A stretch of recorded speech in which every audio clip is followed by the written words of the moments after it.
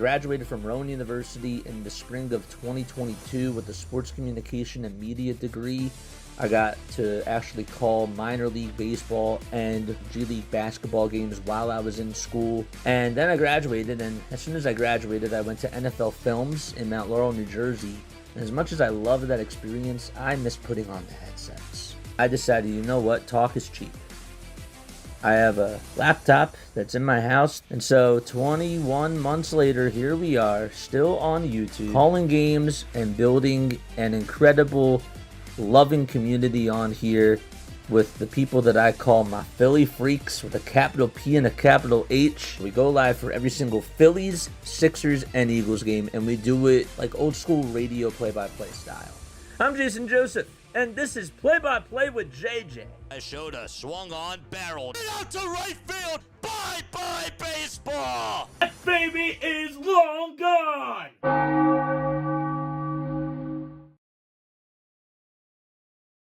And having yourselves a very, very fantastic day. The name is Jason Joseph. This is Play-by-Play with JJ. What's going on, everybody? Sip of water.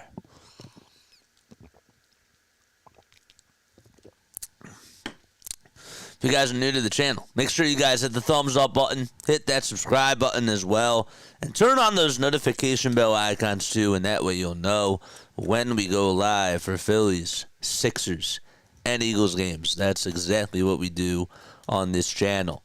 Today the Phillies are taking on the Toronto Blue Jays.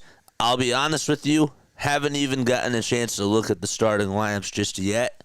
But from what I see right now for the Philadelphia Phillies, they have all their starters out there, so except for Johan Rojas. So another big day in regards to just watching the lineup and seeing what happens 1 through 9 going up against these Toronto Blue Jays. We're going to have to hit. We got to start hitting today. I have not been impressed at all with our plate discipline.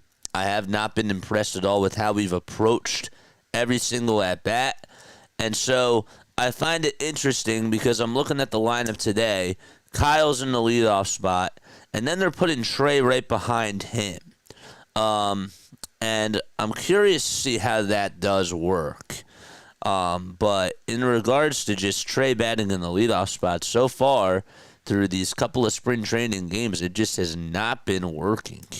It's kind of a little bit disappointing so far.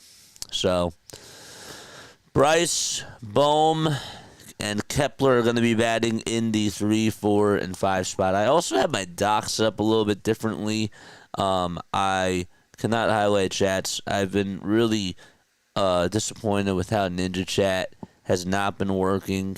So we are just we're just using this as a doc instead.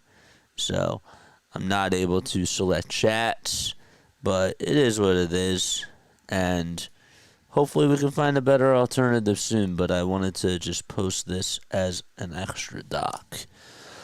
All right, so let's get into the starting lineups. We'll do that right now. Hit that thumbs up button and hit that subscribe button as well, folks. Please make sure that you guys do that. So for the Toronto Blue Jays, they have Joey Loper Fido. He will be out there on the mound, he will be out there batting in the leadoff spot today. And then right behind him, it'll be, they got Stuart Barora playing out in right field. And batting third will be Addison Barger. He'll be playing over in right field. Leo Jimenez is going to be starting at shortstop today. And the designated hitter will be Alan Roden, who's 25 years old. Christian Betancourt, the veteran, is catching behind the plate. Then they got Davis Schneider over at second base. And Riley Taroda is playing over at third. And finally he's playing over at first. And then to round things up, Michael Stefanik will be playing over at third base today. And he will be batting ninth. So that is the starting lineup for 1 through 9 for the Toronto Blue Jays. And then for the Philadelphia Phillies, they got Schwarber, Turner, Harper, Bohm, Kepler, Castellanos, Realmuto, Stott, and Marsh. So a good mix of righties and lefties in this lineup for the Philadelphia Phillies. We're playing out at Baycare Ballpark in Clearwater, Florida.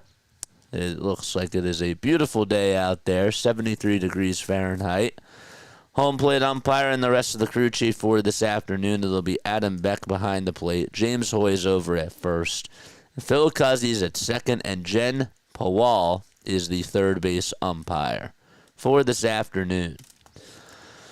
All right, so Joey Loper Fido. Let me take a picture of this. Joey Loper Fido, Stewart, Barora. If you guys are just tuning in for the very first time, let us know where you're tuning in from as well, please.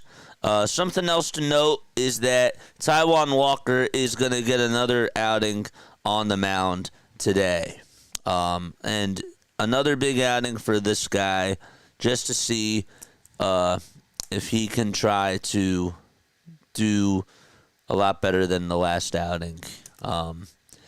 Really struggled last year, we all know. But this is sort of like, in my opinion, and I know that they're probably not there with him yet, but this is sort of like the last straw for me with Taijuan Walker today, to see what he can be able to do, and hopefully he doesn't get a lot of traffic on the bases and that type of a thing. So hopefully he'll go out there and he'll dominate. All right, so let's interact here. No, they have not shown that yet. Phillies are in their red long sleeves with the white pinstripes. Walker also has the high red bell socks. And the logo on the front of the baseball cap, it's a red hat with a blue bell. Defensive duties today. Walker's on the mound. JT is behind the plate. Over at first, it's Bryce Harper. Then it's Bryson Stott at second. Trey Turner's over at shortstop. Alec Bowman's at third. And then out from left to right, it'll be Kepler, Marsh, and Castellanos. So Loper Fido is going to get a crack at it first. And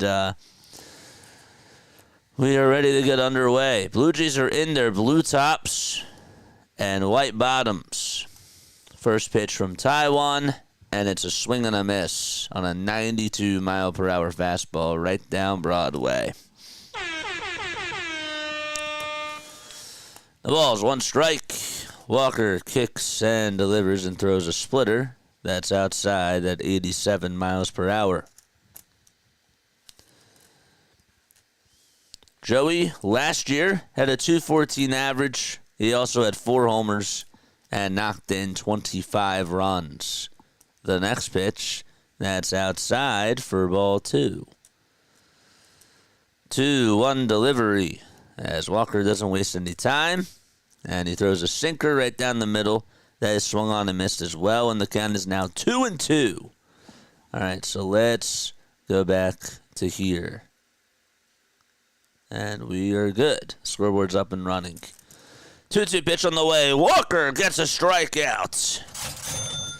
Through the next pitch, it was a splitter that was towards the upper third of the zone and got Loper Fido fooled. Good for Taijuan Walker. 1K in the chat. Sit him down. Nice. What's up, David? How are you, my friend? Comes Stuart Barora, who shows bunt at the first pitch, but then takes it back, and it is called a ball. Know that the average did not look good for him last year, but this guy has speed. This guy also, if he can continue to work on what he's been doing during spring training, he has potential to be pretty good, man. 1-0 pitch, swing and a miss. Lots of sunglasses out there at the ballpark, just to give you an idea on the scenery. The pitch, and there's a called strike. You have a bright green backstop. It is a really nice ballpark. We'll go there soon. 1-2 delivery, and there's a splitter that's low and away for ball 2. So again, the Phillies defensively have JT behind the plate. On the mound is Taijuan Walker. He struck out his first batter, and he strikes out the second batter as well on a cutter at 88, right at the knees. Another strikeout for Taijuan, back-to-back Ks. That was actually a backwards K. Maybe I gotta get backwards K emojis. What's up, Denbro? The pitch. Fly ball hit out over towards center field. Marsh backpedals, gets under it, shy of the track, and makes the catch as Edison Barger is retired. We go to the bottom of the first, and it's no score at Baycare Ballpark. I'm trying to get used to like this new dock that I'm looking at. It's my restream chat. I wish that it looked, I don't know. Ninja chat looks like it's more clean, but what do I know? What do I know? Okay. Guys, make sure that you hit the thumbs up button and hit the subscribe button as well. And turn on the notification bell icons. Alright, so we got where is it? Leo Jimenez. Jimenez is at short. Roden. Is that Alan Roden? Yeah. What's up, Eric? How are you, my friend? What's going on? Bethencourt. Just finishing making these starting lineups. I haven't had time to do it today. I went out last night, guys. I'll talk a little bit more about it a little bit later. It was cool. I had a good time.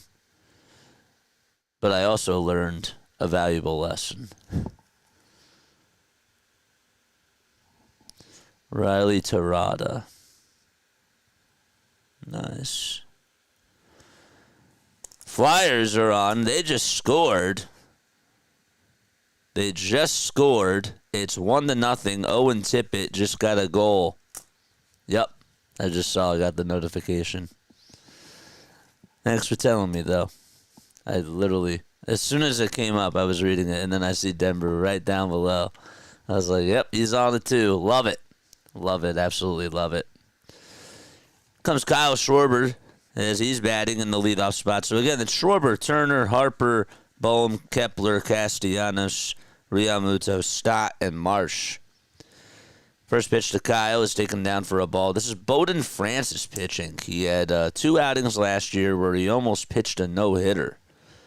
The pitch. And there's a foul ball, so it's 1 ball, 1 strike to Kyle Schwarber. Good job for Owen, man.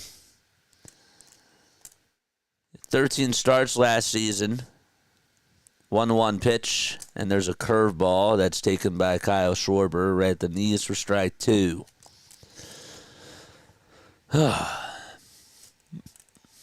Just got a notification that Garrett Cole is going to have tests on his right elbow.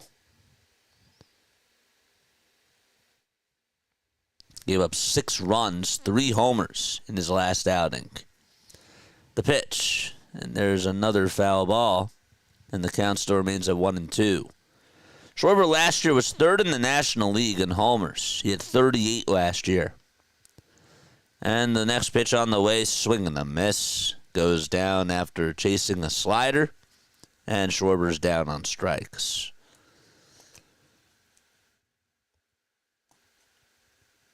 That pitch really didn't look too good, you know what I mean? Sometimes, like, you know, you're watching the pitcher and you see their slider and it looks very deceiving. That one was, honestly, Schwarber should have taken that. And I was surprised he chased because he doesn't usually do that. Comes Trey Turner. First pitch he sees is a 4-seamer right down the middle, but he takes it. And he's down in the count 0-1. We are 16 subs away from 49 hundo. Let's go. Turner last year at 295. Lays off on the slider, which is low and away. In the hole is Bryce Harper. On deck is Bryce Harper. And in the hole is Alec Bohm. 1 ball, 1 strike. And they'll wind up in the pitch. And there's a hanging slider that Trey just gets a piece of. Defensively today for the Blue Jays, they got Francis on the hill. Bethencourt is catching behind the plate. We'll get to the infielders right now. It'll be Terada over at first, Schneider at second, Stefanik at third, and Jimenez at short. 1-2 pitch to Trey, and he fights this one out over towards right field, and what a catch by Davis Schneider. I mean, it sort of jammed Trey Turner towards the inside part of the bat, and he popped it up over towards that shallow right center outfield grass. And Davis didn't even put the sunglasses on and was able to just make the catch in the air. So they'll call it a pop out over towards second base. And 2 retired already. And Bryce Harper's up. And to finish out the rest of the defensive alignment,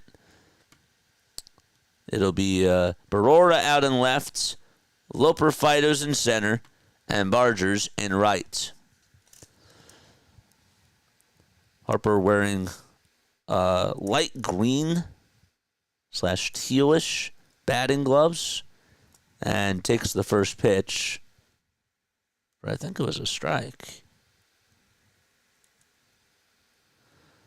0-1 to Bryce, and there's a fly ball hit out over towards left field. It'll stay in the yard, and there to make the grab for out number 3, it'll be Barora, and the side is retired. 1-2-3 go the Phils, and we head to the second. No score out at Baycare Ballpark.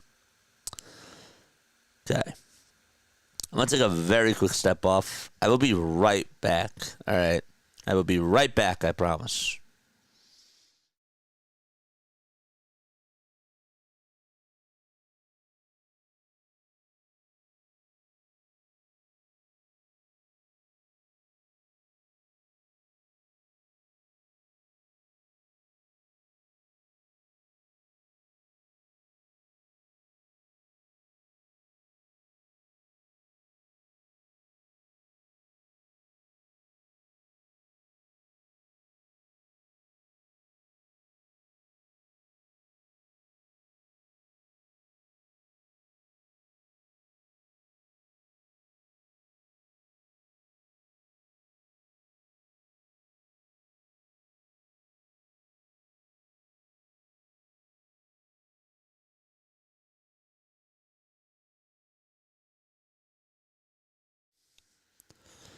We're back, folks.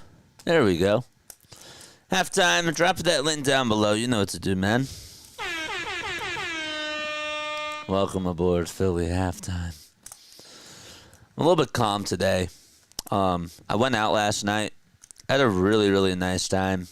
I didn't get back till like 4:30 in the morning, though. I was out late, and I needed it. I'm not going to lie. So, in case you're wondering, well, why is your energy a little bit low today? That's why. You know, I'm sort of relaxed. I feel refreshed. You know? It's good. It's very good. Walker is on the mound. Back out there for a second frame and throws a pitch that's at the knees for a strike to Leo Jimenez. They'll wind up and the pitch, and the sinker is inside, but they got a piece of it.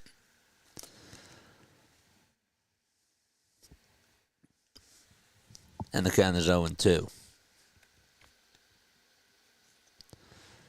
Walker comes set just above the belt and throws the 0-2, and it's down and away. Walker played for the Blue Jays at one point of his career. Played with them back in 2020 after being traded from Seattle.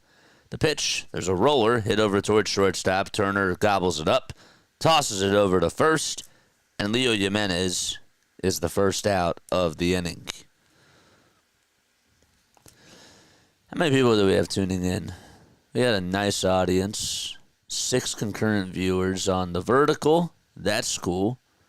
And over on the regular, we got, 24? 21. Nice. The pitch to Alan Roden. It's taken for a ball. Next pitch is a curveball. It's just a little bit high. And it's 2 balls, no strikes. This is Alan Roden, who's in the batter's box, hitting on the left side. And the 2-0 is grounded back up the middle for a base hit. And so Rodin puts the brakes on as he rounds first, and he'll retreat back over towards the bag. And Allen gets on with the 1-out single up the middle, and that is the first hit of the ball game. JJ, did you party too hard last night? Yeah. Kind of. Kind of. Had fun. It was all good. It needed to happen.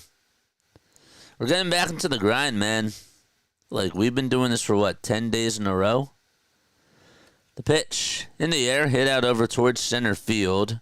Marsh gets under it, though, and makes the grab for out number 2.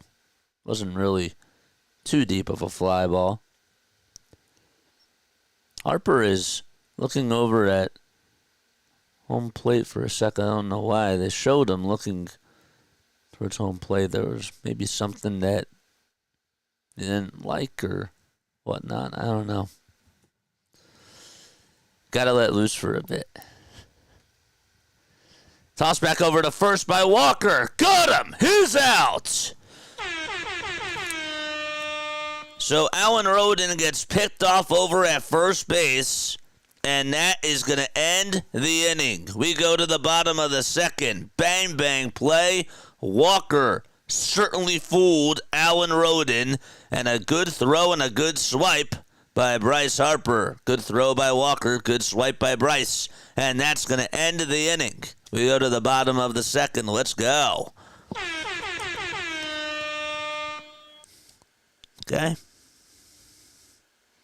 Picked off. Good play.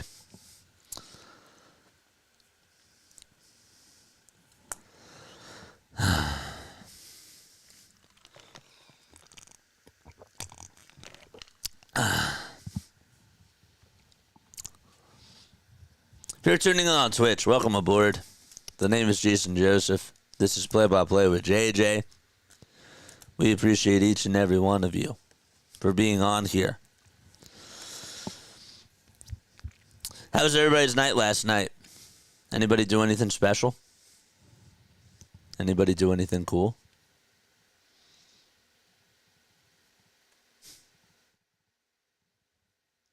Somebody came on, or I was in somebody's chat, and they were like, dude, do you ever sleep?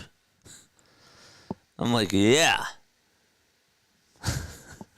Thought it was kind of funny.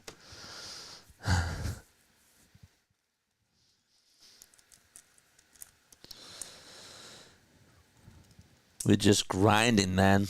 Just grinding out here, dude. That's how it goes.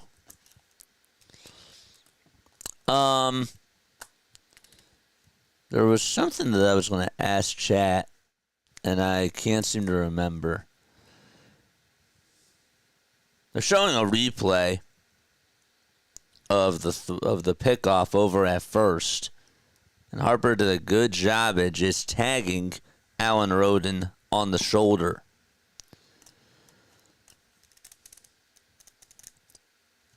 Here comes Alec Bohm, and the pitch that he takes is inside for ball 1.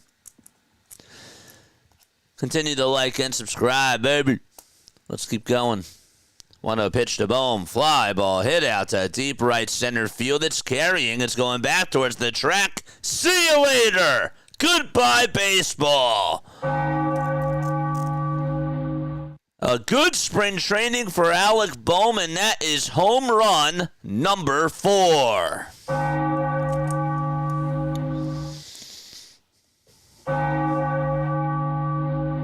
Nice. Very nice.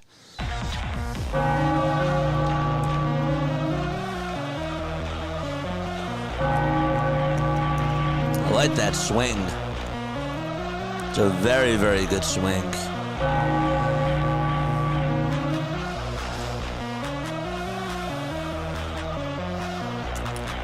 All right, 1-0 Phils. And the umpire takes off the mask.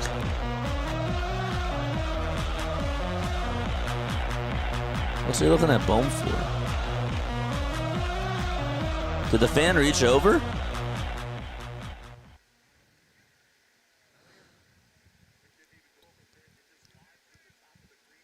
Oh, it hit the top of the green fence.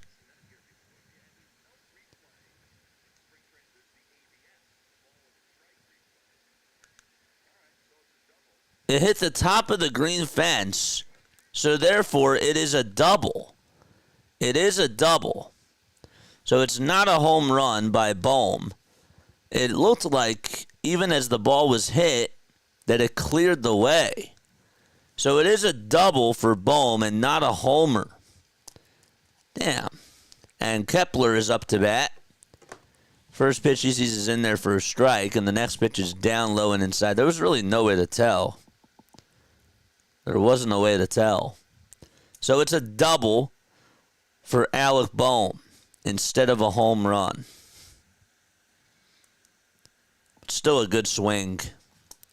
1 ball, 1 strike. The pitch, ground ball, past the dive of the first baseman into right field. Bohm is rounding third, but he puts the brakes on, and Kepler gets on with a single towards the first base side. Okay.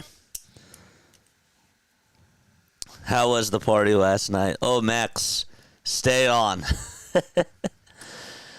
How was going out last night? I will explain it all. I will explain it all in the third inning. It was fun. Like, overall, it was fun. But I learned a very, very valuable lesson. All right? Story time with JJ is coming by probably, like, the top of the third. So now it's Castellanos who will get a crack at it for the Phils. Bohm is at third. And the pitch, and there's a foul ball. Kepler is over at first. Good swing by Kepler. I'll tell you that.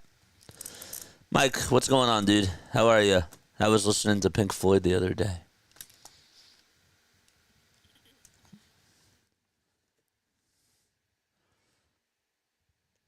No balls, 1 strike. We're in the bottom of the second with runners at the corners. Nobody out. And the 0-1 to Casty, and he fights it off, but it's a foul ball. Guys, go subscribe to Max Coverage TV. In case you're wondering, like, why is your energy a little bit down? I didn't get back till like 4:30 a.m. last night.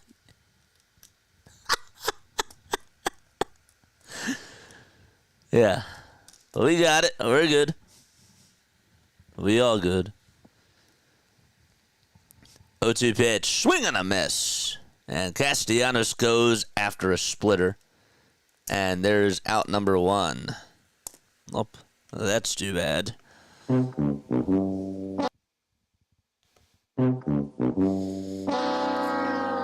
little bit delayed on the sounds. Sorry about that. I usually don't play that one, but. Garrett Cole's the latest on the injury shelf. Yeah, I saw the report today about it. We got runners on over at the corners and 1 out and the pitch. And there's a ground ball, foul ball towards the third base side.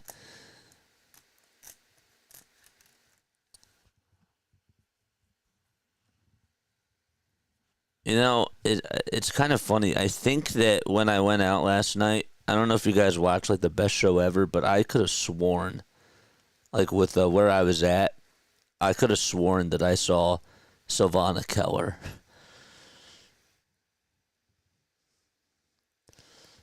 No balls, 1 strike. And the pitch. There's a line drive off the glove of the second baseman into center field for a hit. Bohm will score, and the Phillies do get a run. It wasn't on a homer by Bohm. He got a double and finally was able to score on the RBI single for JT Realmuto. And the Phillies are on the board 1-0. That thing actually almost hit Bowden Francis first. He had to shy out of the way of that. And then the second baseman tried to pick it up. It was a rocket hit over to second. So 1-0 Phils. Bottom of the second. Bryson Stott's in the box. And the pitch is inside and a little bit low.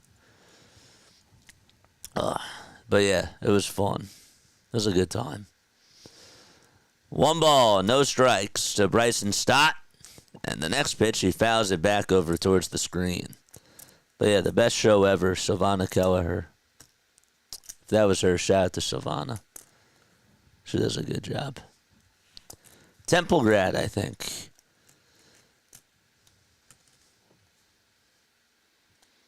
One ball, one strike. The pitch. And that's outside, way outside for ball 2. And that'll make the count now 2-1.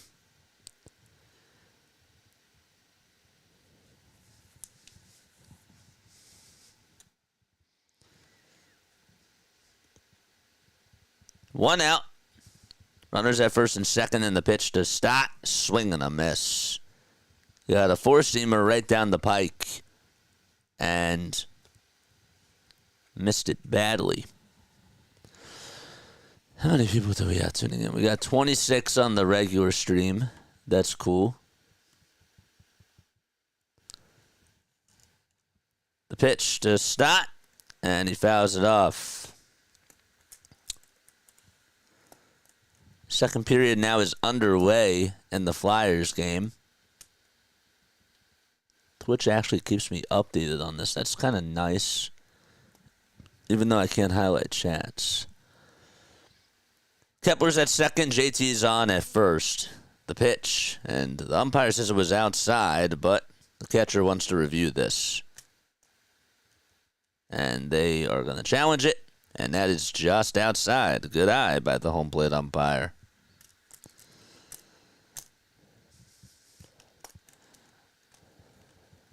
Oh, hit up different spots, Mike. For sure. Hit up different spots. 3 balls, 2 strikes. And the pitch. And there's a ground ball back up the middle for a base hit. Kepler's rounding third. He will come in to score. And the Phillies get another run on an RBI single by Bryson Stott. And that makes it 2-0.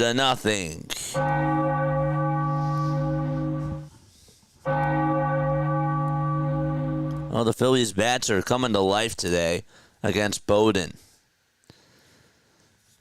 Where do we? Yeah. I'll explain it all. Okay. I'll give you like the whole rundown. Just give me a little bit of time. I want to wait till we try to get more people on here because I know that people are going to ask the same thing. 19 likes, 28 people here. Come on, freaks. Like the video. JJ is here after a long night. We got to work, man. The grind don't stop, baby. Comes Marsh in the box. And the pitch that he sees is a curveball. Had some good movement to it. And it's inside. We're doing well versus your predicted world champions.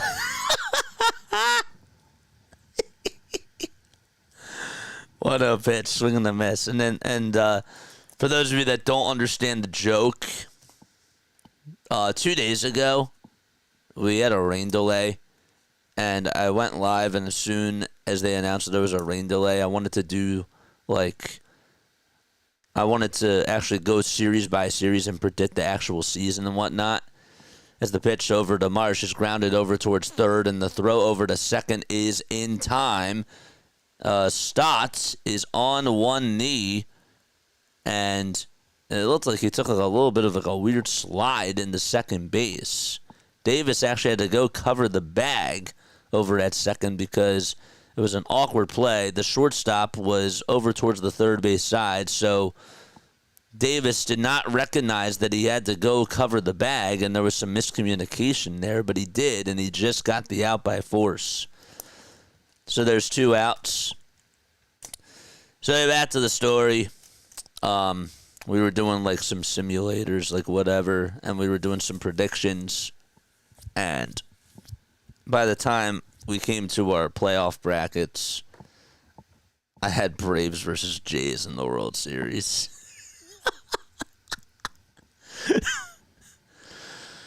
The The pitch to Schwarber, and that's high and away for a ball. So they're going to call that a 5-4 fielder's choice. 1-0 pitch to Schwarber. He pops it up. It's a foul ball. Catcher takes off the mask, but it goes into the stands right behind the third base dugout. So, yeah, stay on for this story. We'll wait until, like, the fourth inning because then we'll get more and more people on here. I predicted Jays and Braves to go to the World Series with the way that I was doing my brackets. Yes, that bracket probably would be different today. Yes. 1-1 to Schwarber. Swing and a miss. Got a splitter. And just missed it. But I had the Braves sweeping the Blue Jays in the World Series. It would be a totally different prediction if it was today. But I stand by what I said. 1-2 pitch. And that's way outside for ball 2. Y'all could understand the Braves, but what about the Blue Jays? And in my defense, I've seen over the years that there's a lot of Cinderella stories, a lot of Cinderella teams that make it. 2-2 to Schwarber, line drive, base hit into right field, and the Phillies are going to get another run on an RBI single by Schwarber. They're putting up very good at-bats against Bowden Francis, and they lead it 3-0. Keep the runs coming, boys.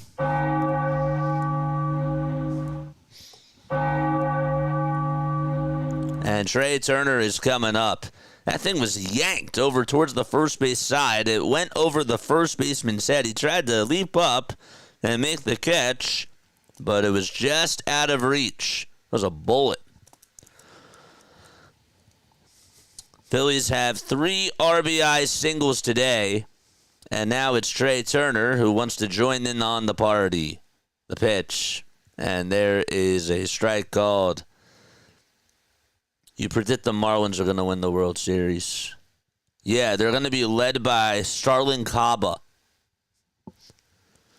Caba's actually going to get the call up this year. The pitch to Trey. And he lays it off.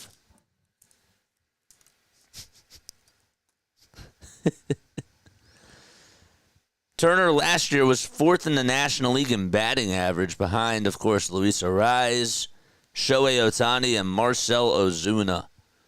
And the 2-0 is inside for ball 3, and the catcher got into a standing position, thought about making a throw, and decided to just hold the baseball.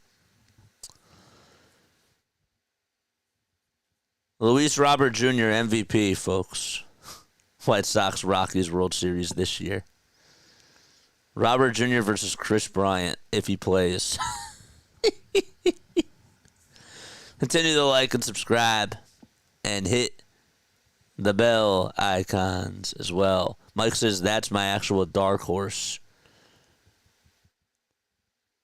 All right, doesn't throw a pitch. They're going to call a pitch clock violation on Bowden Francis.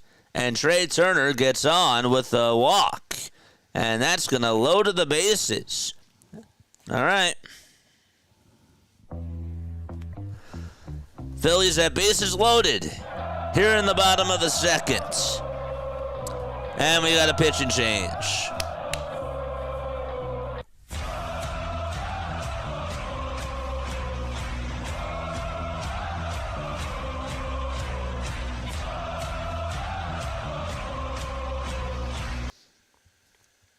I love that soundbite. It's such a great soundbite. It really is. So Schwarber got an RBI single. Stott got an RBI single. JT got an RBI single.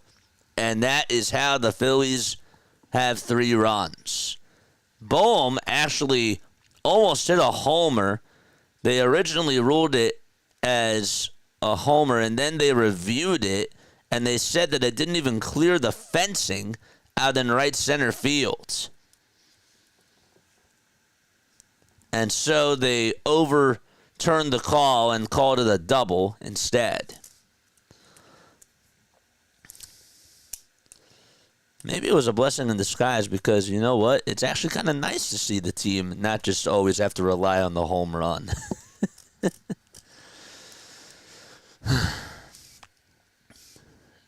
Oh, Denver, yeah, I heard that.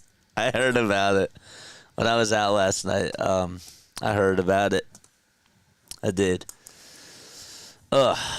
Wait until we talk about last night, guys. Just you wait. Just you wait, man. We'll do it by the fourth inning. I'll spill the tea. We'll talk about it all, okay?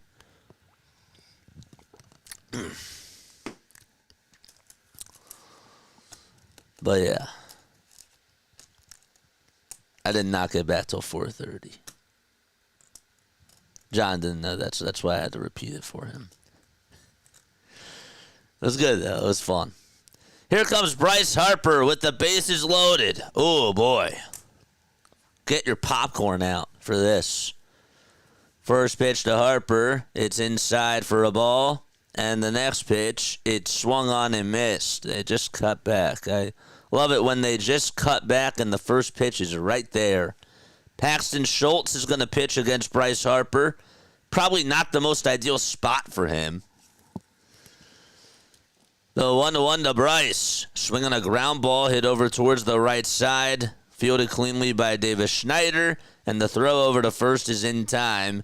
And Bryce Harper is retired. Phillies do get 3 runs and lead it 3-0 on a hat trick of RBI singles. John says, blah. Yeah. Yeah. I needed it, though. I can't lie. I really did. Like, the one thing that you got to realize is that, like, when you're working really hard on something, sometimes you got to step away. And, like, literally, I was supposed to go out, and I'm, like, cutting shorts, and I'm like, dude, I really need to go out. Like, my mind was still on content. And then I was just like, yeah, you got to step away. And we did. I know it was fun. It was good. Subscribe to the channel. Hit the bell icon as well. And turn on the notification bells. Subscribe. Oh, and like. Sorry. Brain is still catching up. We're only in the 3rd inning. It's a long game so far. No, it hasn't. It's been like, what, a half hour?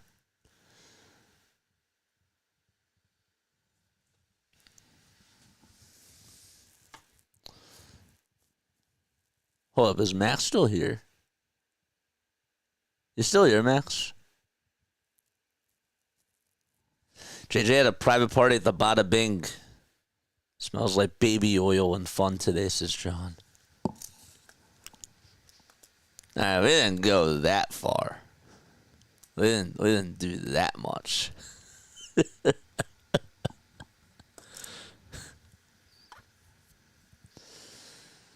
Walker has gone 2 innings so far. He has struck out 2 batters, and he has allowed 1 walk. The pitch, that's outside for a ball. Walker comes set, kicks, fires, and there's a ground ball rolled over towards shortstop. Turner gobbles it up, throws it over to first, and Davis Schneider hustled out of the box, but was just out by, felt like it was less than half a step. You lie, I was there.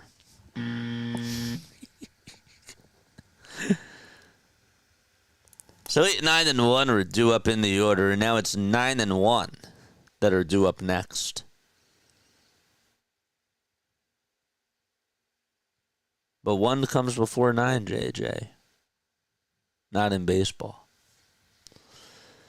The pitch, and there's a called strike. 0-1 pitch, swing and a miss on a splitter that was in the dirt. I gotta tell you, the splitter from Taijuan today has looked pretty good. I'm impressed.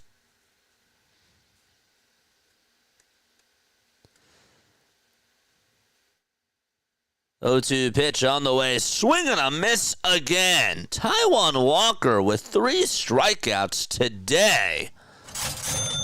1, 2,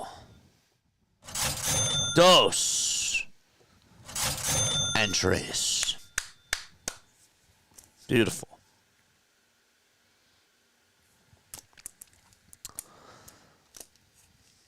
Two outs in the top of the third. Stefanik is gonna get a crack at it. And the pitch that he sees is down for a ball. We need 116 more subscribers in order for us to get to 5,000, man. Hit that thumbs up button and subscribe.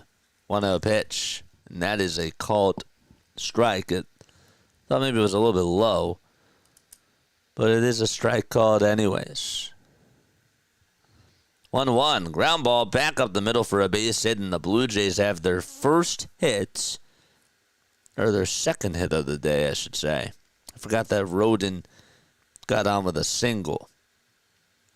So I said that this was their first, that they didn't have a hit. But I lied. I lied, folks.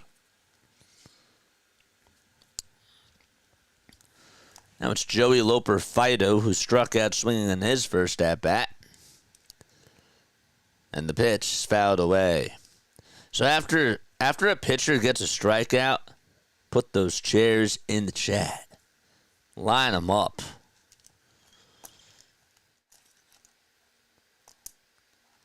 No balls, 1 strike.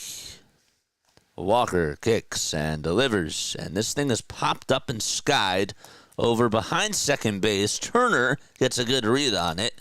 And he'll make the grab. And the side is retired. Taijuan Walker, through 3 innings, has done a very good job in this game so far. And it's 3-0 Philadelphia. Saw that the Kraken just tied it up. Who got the goal? Who got the goal, Denbro? Saw that Seattle just tied it back. Is Urson in net today? Enjoying the nice weather down here. Good, Kevin. What's going on, dude? What is up?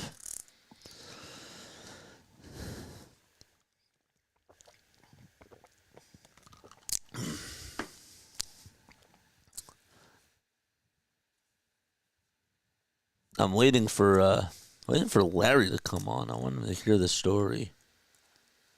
Ty Cartier? All right. Damn. It's too bad.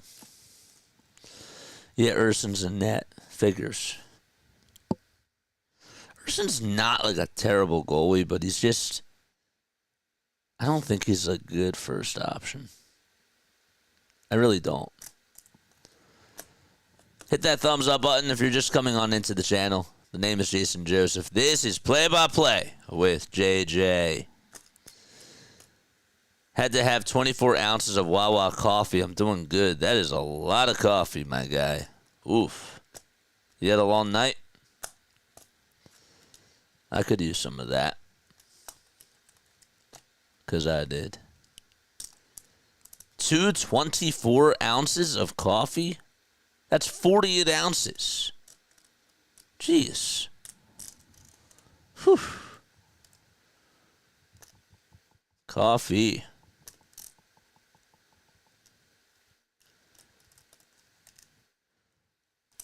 Here comes Alec Bohm. And the pitch that he takes is inside, and he had to flinch out of the way. So it's 1-0 Philly, or it's 3-0 Philadelphia. 1-0 is the count to Alec Bohm. The pitch to Bohm, fly ball hit out to deep left field, and that one is gone. Welp, the first one didn't clear, and that one absolutely did. spring training MVP belongs to Alec Bohm.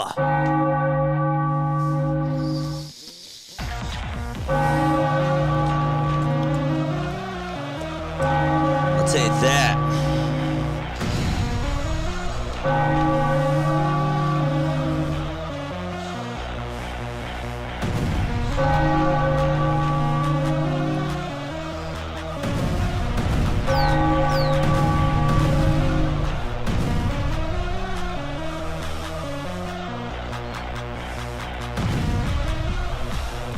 All right, 1 ball, no strikes. I like this pedal, dude. This pedal is sick. Holy moly, I wasn't using it for like 3 weeks. Shame on me. 1 ball, no strikes to Max Kepler. And the pitch. And that's taken down for ball 2. What a swing by Bohm. 2-0 pitch. And that thing is fouled back over towards the screen.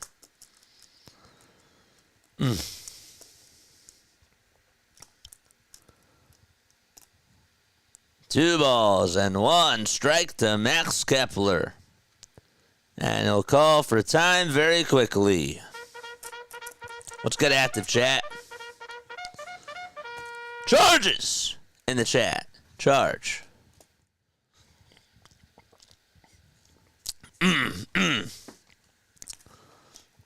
The pitch. And that's way outside. And the count is 3-1 to Kepler. Max had a single in his last at-bat. And there's 1 for 1 today. He's ahead in the count here. They'll wind up in the pitch to Kepler. And he thought it was ball 4. But he takes it, and it is taken for a strike. And he's not going to challenge it. There we go. Love it. The booty call yesterday actually commented on your commentator skills. Had to leave the game going in the background. I'm dedicated, I guess. Next pitch, and that's outside for ball 4. Good day for Max Kepler. Kepler's actually had a pretty good spring training so far overall as well. He had a homer the other day. So, we'll take that.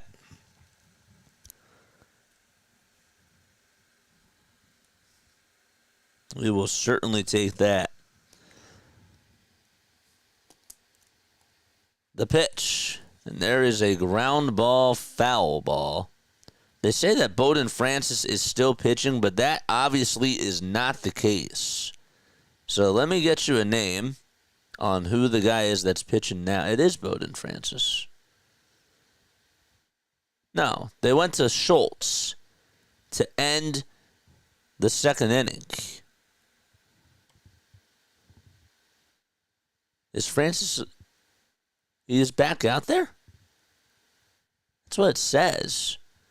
0-1, and there's a foul ball. That can't be right. You can't come back in.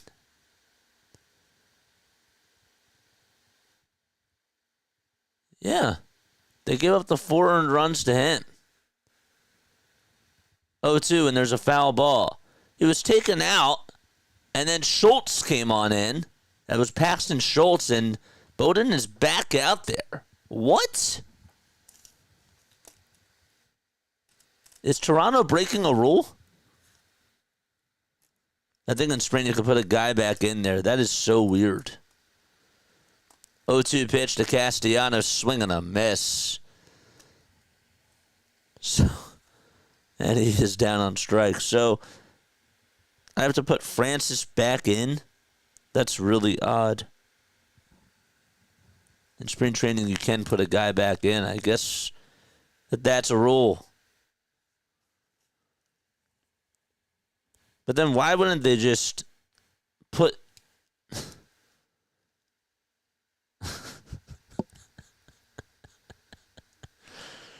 pitch on the way, and there's a swing and a miss. That makes spring training even more confusing if you're keeping score. Like, they have to make it hard. With all the substitutions and the lineup changes, and just add one more thing. 0-1, and that's down for a ball.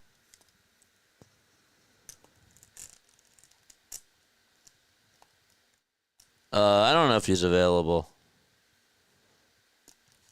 I assume... Well, actually, I don't know. The pitch, and that's taken down for ball 2. When was the last time Hoffman pitched? They're trying to put him in there as a starter, right? So the last time that he pitched was wasn't against the Pirates. It's been, 2 days? Or 3 games, that is. 1 ball, 2 strikes to JT Realmuto. And the pitch, swing and a miss, and Bowden Francis gets back-to-back strikeouts from Casty and JT. And I think we're going to have another pitching change. But don't be surprised if Bowden comes back in again for a 3rd time. Hoffman pitched. The last time that Jeff pitched, it was against the Tigers. And he went 1 inning. So maybe he is available. That was on... When was that? That was on March 3rd.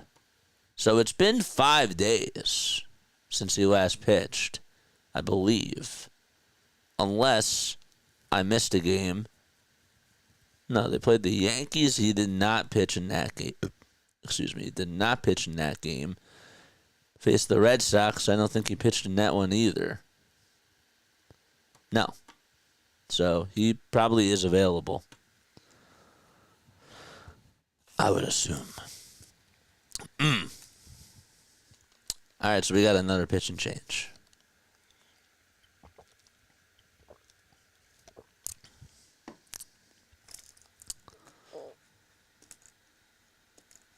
Bryson Stott is going to step up to the plate. I think if you want a guy to get him more work in, they allow you to pull them in a bad situation and then put them in the next inning. But see, wouldn't you want... I mean, I guess it's sort of a weird thing because, I don't know, to me, I would want my pitcher to get out of that jam. But I also understand, too, you want to put somebody else in, but, they're coming in with bases loaded. I've never understood the whole philosophy of bringing somebody in for their first batter with bases loaded. Unless it's a closer and it's during the regular season. But if it's during the postseason, putting Jeff Hoffman in with bases loaded against Francisco Lindor, that was just a terrible spot. That's you don't want it. You don't want that to happen. So now we have Schultz coming in there to pitch. And the pitch is inside. The throwback to first. Not in time. And Kepler was caught leaning way off the bag. We got 34 people tuning on in to this stream. If you're over on Twitch, welcome aboard. My name is Jason Joseph. Toss back over to first. And it's not in time.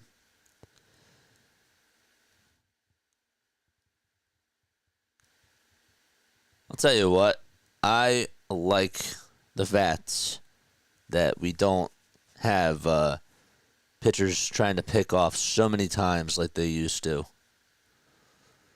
1-0, and that's taken high for ball 2 to Bryson Stott. Still in the bottom of the 3rd. It's 4-0 Philadelphia. 2 balls, no strikes to Bryson Stott. The pitch. That's down and away. And the count is now 3-0.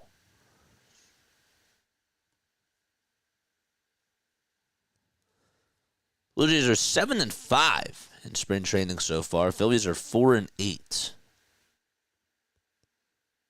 With a couple of ties, too.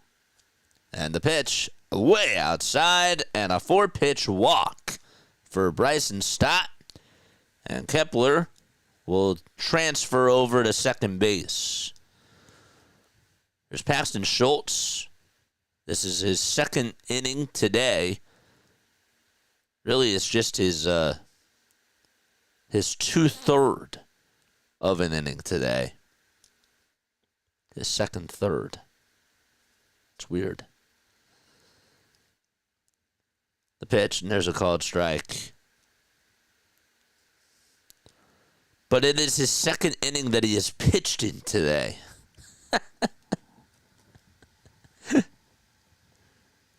The wording of it is so weird. 0-1 to Marsh, and he gets a cutter and fouls it away. Marsh just hitting less than a buck in spring training. It's up to us to make JJ laugh. However, he's doing pretty good by himself today. 0-2, and that is laid off by Marsh. You got to pick your spots. See, that's the thing, is like, you got to pick your spots. You got to get a feel for the room. 1-2, and there's a foul ball. It's like, there's sometimes, like, in sports, like when I was at, like, a live sporting event or, like, whatever it was, there were, the producers, like, in the room, and there's different camera operators, and it's all connected to, like, our technical directing system. So, like, he would see, like, a camera doing one thing, and he'd be like, I see you there. I see you there. Like, I'll we'll go to that shot next. You know what I mean? And I'll be like, ooh, camera 2, like, nice job. Nice job on that. I see you. 1 ball, 2 strikes to Brandon Marsh. They'll be like, camera 3, what are you doing?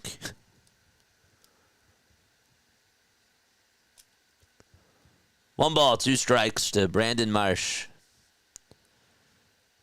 And the pitch on the way, and there's a fly ball hit out over towards left field. It's drifting foul and out of play, and it is. So basically, you guys are like camera operators. That's what I'm saying.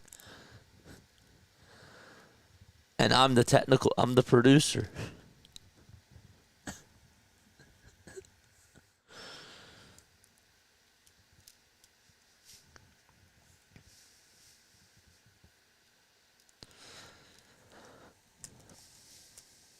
Marsh grounded into a 5-4 fielder's choice in his first at-bat. Schultz comes set and fires and throws it inside for ball 2. What's up, Jess? What's going on, Asia? How are you, my friends?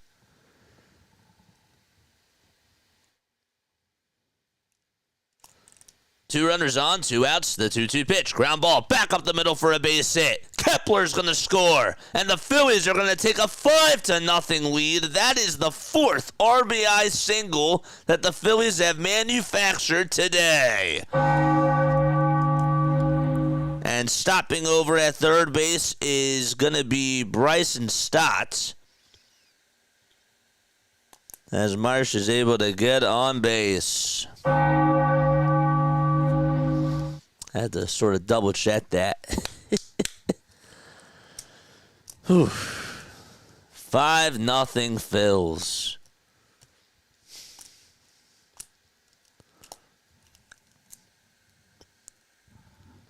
And that's off of I'm noting that's off of a righty, but still good for Marsh. Save some runs for tomorrow, boys. Comes Kyle Schwarber in the pitch, and that's taken in the dirt for a ball. If Larry comes on, tell him get out, because they're scoring runs.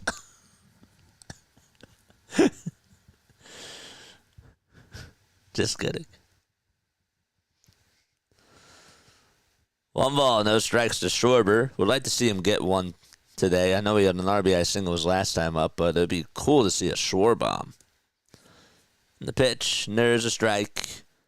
Last season with 2 outs and with runners in scoring position, Schwarber hit .328. He also had 5 homers and 32 RBI. One of the homers was in the 9th inning against Chad Green to help the Phillies come back. The 1-1, and there's a rocket that is fouled and hits the tarp. Holy Toledo. Hit that thumbs up button and subscribe to the channel. We got 33 people tuning on in. And honestly, for a Saturday afternoon game, I know that people are at home and they're not at work, so it actually is kind of cool that we have drawn this type of a crowd. 5-0 Philadelphia. And the pitch to Schwarber, and he shoots it foul towards the left field side. They're playing like Debo's coming. That's a good one. That's a good one.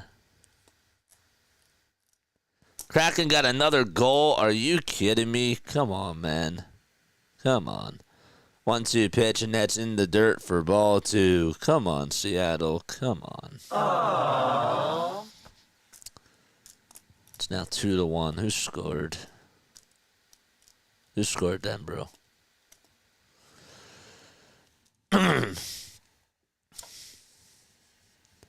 2 balls, 2 strikes. Runners at the corners, 2 outs, bottom of the third. Schultz comes set at the belt and delivers to Schwarber, and he shoots this one out to left field, and there's another foul ball. Good at bat by Kyle Schwarber.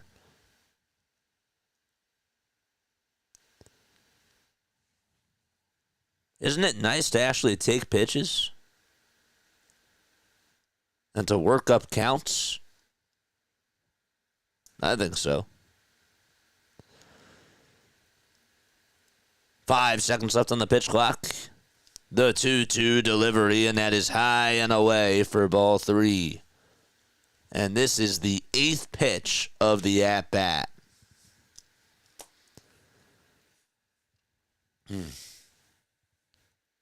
The Tigers made a move today and signed former Houston Astro Jose Urquidy as he returns from Tommy John surgery. 3-2 pitch to Schwarber, and he gets jammed on the pitch, but he bloops it out over to center field, and on the run to make the diving catch is Joey Fido. What a play. He takes away a base hit from Kyle Schwarber, and he just laid out his whole entire body. He was running in towards home plate, utilized all of his speed, and that took away a run for sure. Phillies do lead it 5-0 as we head to the top of the 4th inning.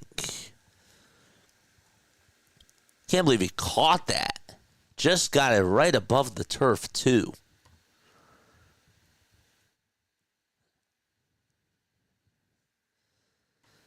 Another goal. Another goal. Jeez.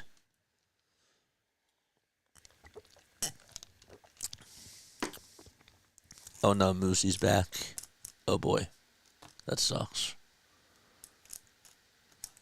Watch out.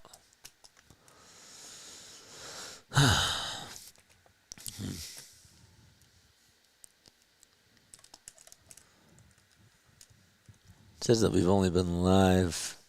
Oh, whoops. There it is. All right, we're going to the 4th.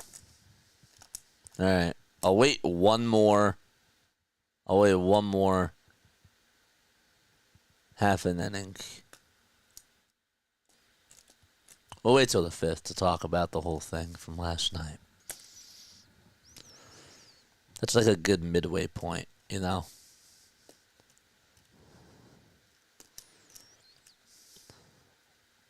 Joey Bag of Donuts. Who's the hot dog eating guy? Somebody type in his name. I'm too lazy to look it up. Joey. Is it Joey Chestnut? Is it Joey Chestnut? Is that the hot dog eating guy? I think it's Joey Chestnut. Right. The pitch from Taijuan Walker, and that is taken at the knees for a strike. Joey Chestnut, yeah, okay, that's right. 0-1 pitch. Nothing is skied out over to left field. On the run to make the grab is Max Kepler, And there's one out. Didn't he have to, go to the hospital again? For, another hot dog eating challenge? I don't know how this man does it. That's insane. Mr. Donuts here. Speaking of a bag of donuts.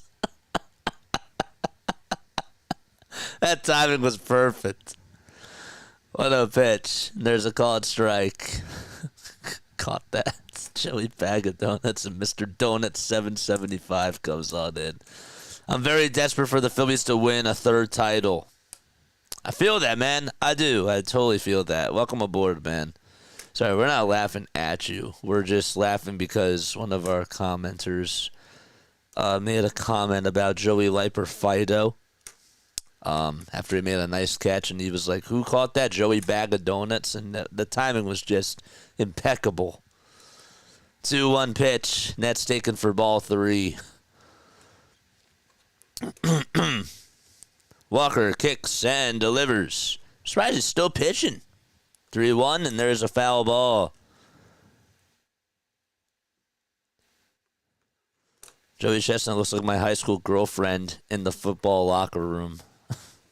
Oh, gosh. Speaking of donuts, can you wish some to me as well? Pitch on the way, and there's a high fly ball drilled out to right field. There goes the shutout. And there is the first run that Taijuan Walker allows. Absolutely smoked out to right field.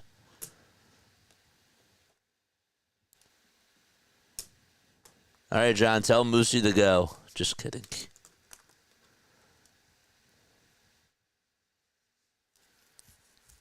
Ouch. That's going to leave a mark. Pitch to Leo Jimenez, and there is a pitch that's in there for a strike. Well, Taijuan Walker is back, says Denbrew. I'm telling you, Moosey is here. You did. The pitch. And the 0-1 is inside for ball 1. Leo Jimenez in the box. The 1-1 delivery, and a chopper that's fouled. What do they want him to do? Throw 50 pitches? I'm not saying that is a bad thing. I'm just curious. I will also make sure that when we're doing our post-game shows that we also tune into the post-game press conferences and that stuff as well.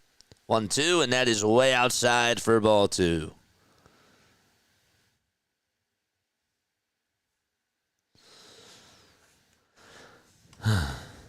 She heard you say her name. Oh, boy.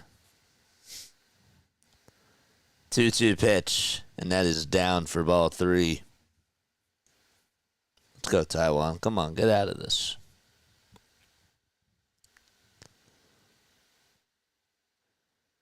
Relax, JJ is a vibe. 3-2 pitch. Line drive into the alleyway, and that's going to go all the way over towards the wall.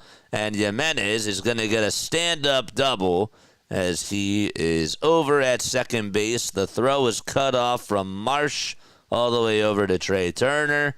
And that is back-to-back extra base hits allowed by Walker. And Rob Thompson is going to pull the plug, and rightfully so. And that is going to do it for Taijuan Walker.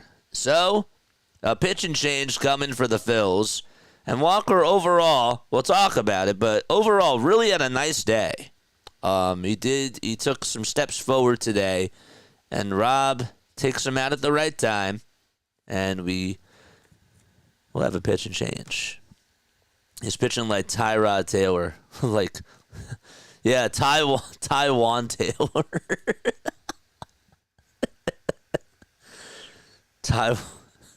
Taijuan Taylor. Dude, it's so sad because if he was a good pitcher, dude, imagine just the things that you could do with that. It's like Taekwondo Walker. He's missing out. I don't know, if he had, like, hard stuff, like, you could have, like, Karate Kid emotes with him. You know what I'm saying? I feel like if he was a really, really good pitcher, like, that's a very cool name. But he just hasn't been that.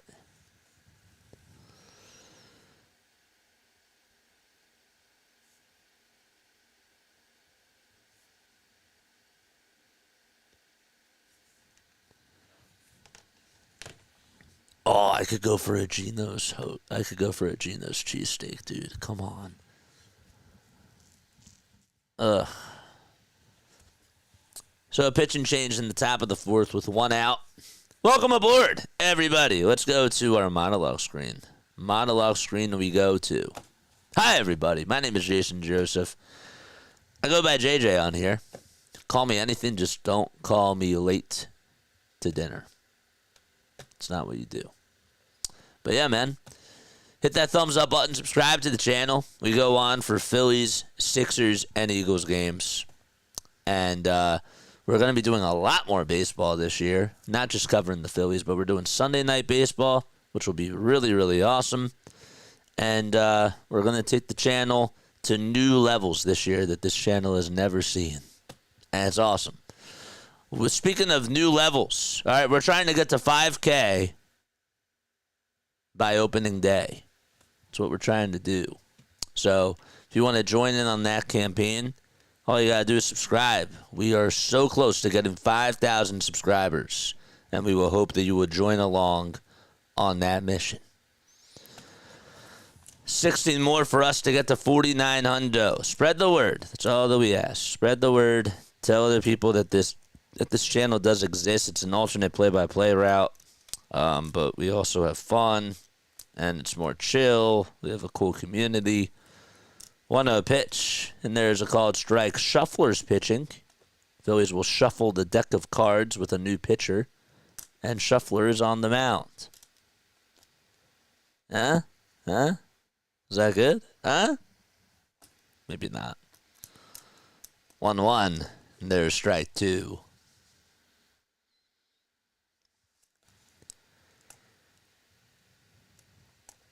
Austin Shuffler had 44 games that he pitched in last year. And, well, he gets the job done on the first batter as he gets him to pop out over towards the right side. And there is out number 2. The 5th. I'm going to wait one more inning to see if Larry comes on. I'm going to be nice. I'll be nice. I'm going to wait till the 5th.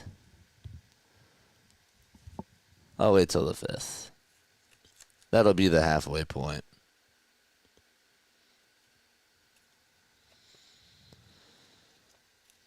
Got to keep you on your toes. Bethencourt's up to bat, and the pitch that he takes is outside and low for a ball. If somebody has Larry's number, tell him to get on here. Just kidding. But actually, if you do have him on Discord, I do, but he's not going to answer. 1-0 pitch, and that's taken outside for ball 2. Jacob Barnes is getting warmed up. Wasn't he on the Marlins last year? 2 balls, no strikes. And the pitch. And there's another fly ball hit out over towards the first base side in foul territory. Harper will give it a look, and it goes out of play. Mr. Donut, what got you into Phillies baseball? Mr. Donut comments. He says, "I like Mitch Williams, but they should have let Kurt Schilling pitch at the bottom of the 9th." Oh, we just have to bring up. We have to bring up that World Series just because we're playing the Blue Jays.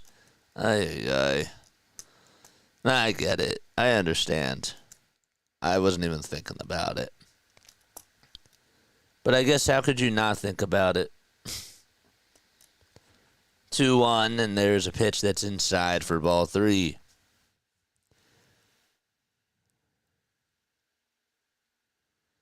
Three-one pitch, ground ball, hit sharply over towards shortstop. Turner plays it on a bounce over towards his right side, throws it over to first, and the inning is over.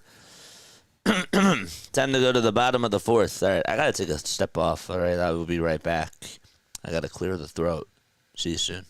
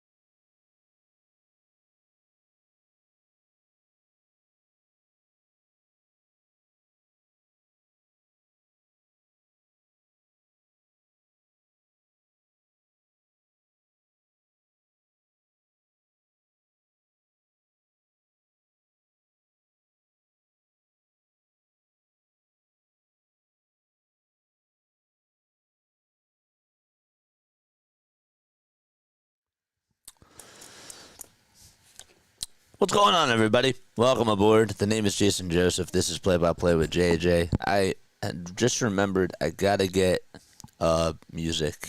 I gotta get music for whenever I do go to a break. Need to make sure that I remember that. I'm writing it down as I speak right now.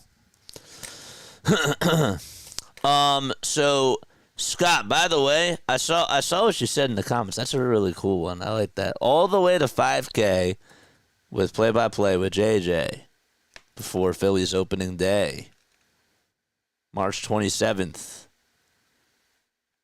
Please come and watch the day. I was just trying to rhyme it. But no, I like that. All the way to 5K with play-by-play with JJ. We got a $2 super chat from William. Let's go. William, you're the best. Appreciate you. Our first super chat donator of today. That is awesome. Hit the like and subscribe to JJ, baby. That's so beautiful. Turner pops this one out over towards shallow right field. Davis Schneider will get a good read on it, and he'll make the grab. And there's out number one. Last season, Barnes pitched with Washington. There we go. That's where I recognize the name. He went 63 games last year, pitched in 66 innings, had 55 Ks, 20 walks allowed, 10 homers allowed as well. And opponents hit 266 against him. Thank you so much, dude. Appreciate it. Now Bryce Harper's coming up. He grounded out with bases loaded his last time up. And the pitch, and that is high and away for a ball. Okay. Harper also flied out too. Barnes kicks and fires, and that was a cutter that was inside and low, and Harper thought it was a good pitch to swing at.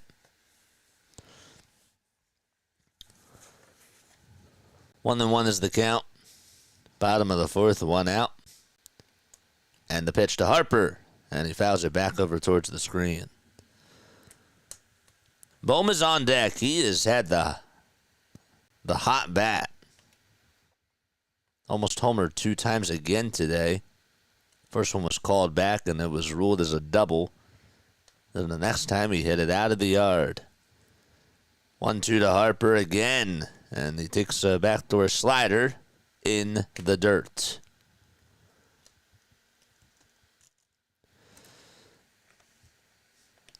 And the count is still 2-2.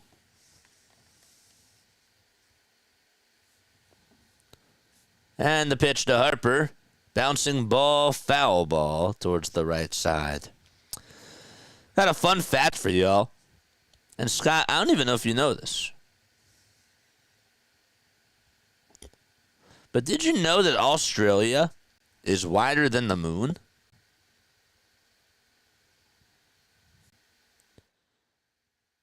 2-2 pitch to Harper, and there's a bouncer that's fouled again towards the right side, and Harper's putting up a good at-bat.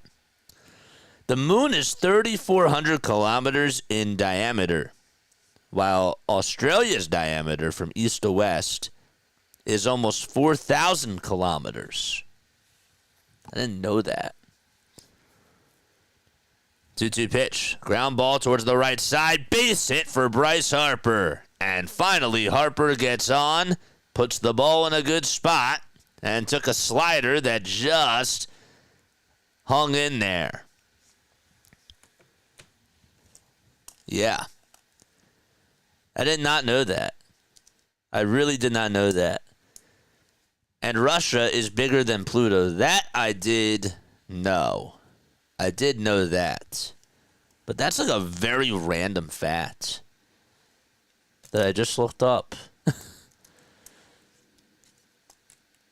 Alec Bohm is going to get another chance here. He needs a single and a triple to complete the cycle. And the pitch, and that is high for a ball. Triple would be really hard to get in this ballpark. Got to have the speed for it. 1-0 to Bohm, swing and a miss. Chases after a cutter that was heading into the dirt.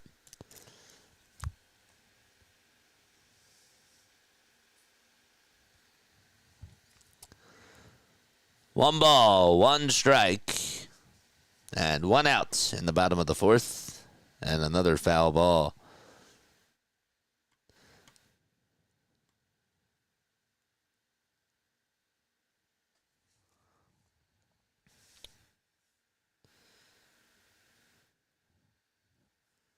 Oh, the subscribers disappeared.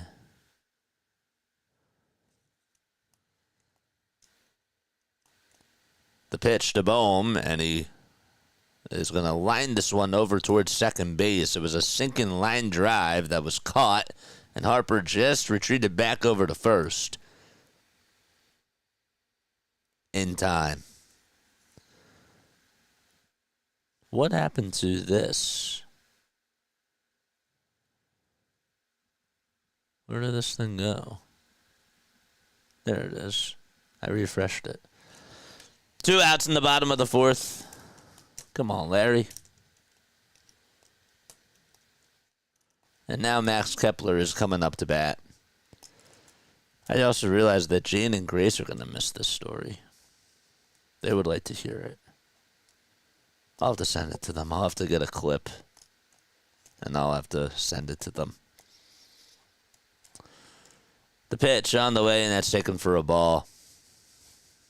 Kepler's 1 for 1. He singled, he walked, he also scored 2 runs.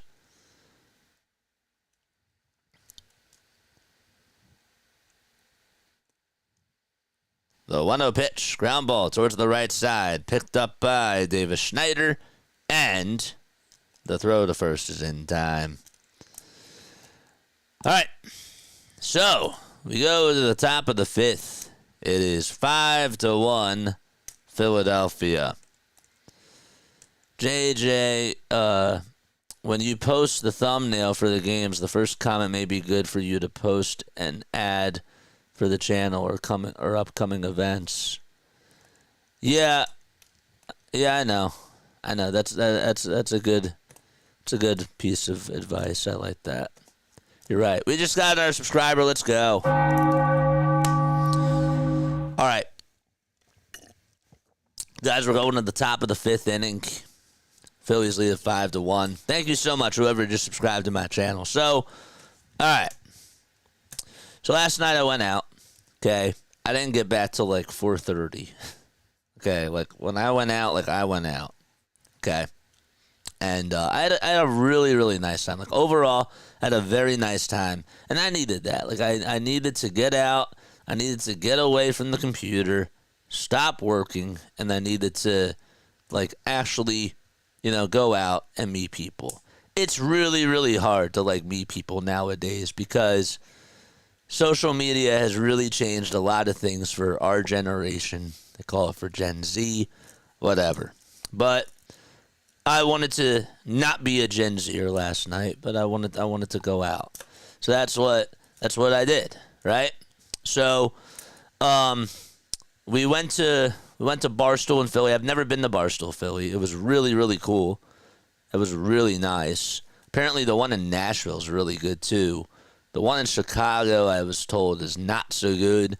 But I had a nice time, and then we went to a couple other spots. I'm not really good at remembering names of places, but we were, like, towards, like, that area of Philly, and it was nice. It was very cool. I swear I saw Silvana Keller. I swear I saw her there. But I wasn't, like, going to go up to her and be like, yo, like, I'm JJ. I wasn't going to do that, but I thought that was kind of funny. I swear I saw her. She is on the best show ever. She does a really good job. The best show ever is with Tyrone Johnson and Ricky Batalico and the whole 97.5, the Fanatic crew. So, yeah. The pitch, and that's taken for a strike. But I learned a very valuable lesson last night, okay? I did. I learned a very valuable lesson last night. And I'm not afraid to admit this. And I should have known better, okay? 0-1 pitch, ground ball towards the third base side. It gets past the glove of Alec Bohm, and it goes into left field for a hit. Kepler will get on over to it, and there's a leadoff double. All right, when you meet somebody out of the bar, okay, it doesn't matter who it is, right? The rule number one thing is that you don't buy that person a drink. You can do it sometimes, okay, but if they seem like they want a drink or a shot or whatever it is, you can't do that. And I made that rookie mistake last night. I did. And I learned a valuable lesson because I thought maybe she might be into me. But now she wasn't. And she used me for it. And I thought, and I saw like she actually pulled out the wallet and she got me on the pump fake, as the kids would say nowadays, because it's like when a shooter pump fakes from the 3-point line and gets you to sell on a shot. She's pulling out the wallet, and I was like, nah, man. I got you. And then she dipped and was like, she pulled the I gotta go to the bathroom card, and she never returned. But I learned that lesson last night, and so that was interesting. But other than that, I had a really, really fun time. And I really needed that. 1 ball, 2 strikes. We're in the top of the 5th. We went to like a club though too, and it was and that was really cool. We actually got like onto like the dance floor and stuff. And there were some wild things going on over there. The pitch from Keibert Ruiz, and there's a strike 3 called.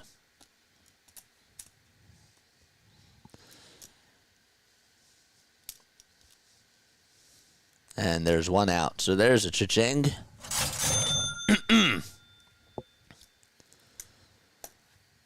1 out, top of the 5th.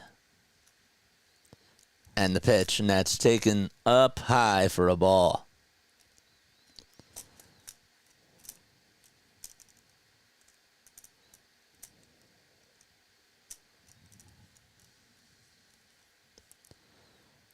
One 0 pitch on the way, and that's taken inside for ball 2. But the other thing I learned too is that, you know, even though I had a really good time, man, it does take a lot of guts to go up to somebody and talk to them. It does. It really does. 2-0 pitch, and that's taken down for ball 3. I don't know if that's like a Gen Z problem or if that's just whatever. I mean, I guess everybody's different. I'm not like, I love being in social settings, right? I'm not like the most talkative person. Some of you might find that really shocking. But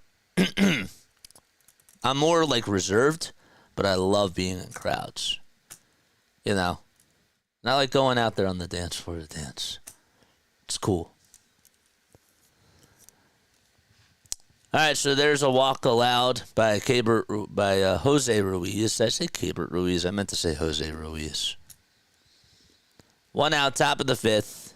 Runners at first and second. The pitch, and there's a curveball that is swung on and missed. But yeah, do not, if you ever go to a bar and you just meet somebody for the very first time, you don't buy them a drink.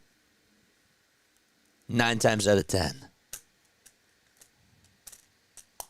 0-1. There's a foul ball. You got to read the room. Sometimes you fall for the bait, but you got to be careful, or else you get disappointed. And I got a little bit disappointed. I'm not going to lie. She was kind of cute. But then you have to have like that move on mentality, because you can't let that ruin your night. 0-2. That's inside and low for a ball.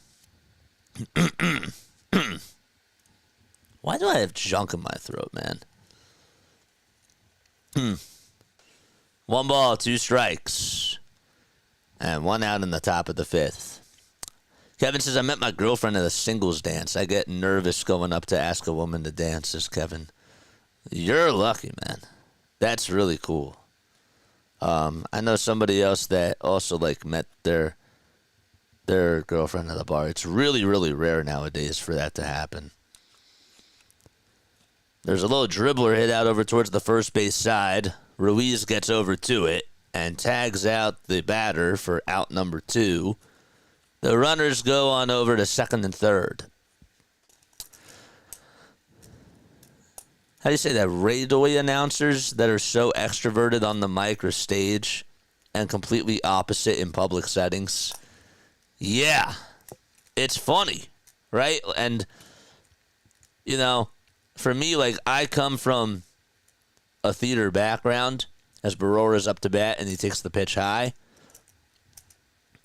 And I was my parents wanted me to do theater because they thought it would be a good way to teach me how to speak more and also how to, get out of your comfort zone and do more public speaking and whatnot.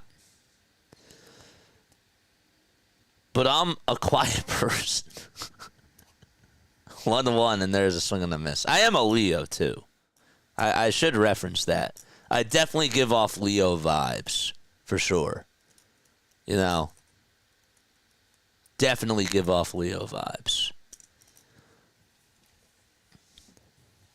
1 ball, 2 strikes. 2 runners in scoring position, and 2 outs there in the top of the fifth. Ruiz will get set just above the letters, and time is called very quickly. We have a 31-year-old daughter. That's sick. That's cool. Spring forward tonight. Oh, yes, I forgot about that. Great, I get to lose an hour of sleep. 1-2, and there is a foul ball that's hit off of the shoe tops of Barora. Great, I get to lose an hour of sleep. But hey, guess what? That means that we get longer daylight tomorrow, starting tomorrow. So that's nice. John says abolish daylight savings. And see, I was having this convo with my dad the other day. My dad's like, I like it, and I'm like, I don't know. But I like getting extra sunlight, and I like the change, when you really think about it. But it sucks, when you're raking leaves at night, and it's 5 o'clock, and then it's you lose an extra hour of daylight. The next pitch on the way, swing and a miss, and Jose Ruiz gets out of the inning. There are runners on at second and third. No harm, no done. 1 strikeout. And 2 strikeouts for Jose Ruiz. Good pitching there, man. All right, bottom of the fifth. We got a post-game show after this, too. I wanted to do drama and theater, and my parents always told me to shut up. Don't embarrass me. And when I ignored them, it was successful. I'm laughing, though, because the reason why I'm laughing I wasn't laughing at you. I was laughing because I didn't expect you to say it like that. I didn't expect you to say it like that, but that's really cool, dude. You know what I mean? That's really sick. I should have ignored them. When I ignored them, it was successful. I'm happy that you ended up doing that. Moosey is out. Let the bats come alive. Let's go. I miss doing theater. Theater was fun. I never considered myself to be a theater kid. You know? Like, I wasn't really... I loved, like, listening to musicals, and, like, I loved the Wicked soundtrack and whatnot, but I was never a theater kid. I was never, you know, like, somebody that was just all into theater. Like, I loved doing the shows, and I liked acting, but I was sort of, like, in the middle. You know? I can't dance, but I like to dance, but I can't dance. The pitch, and there's a called strike. It's 4-1 now. I figured that was going to happen.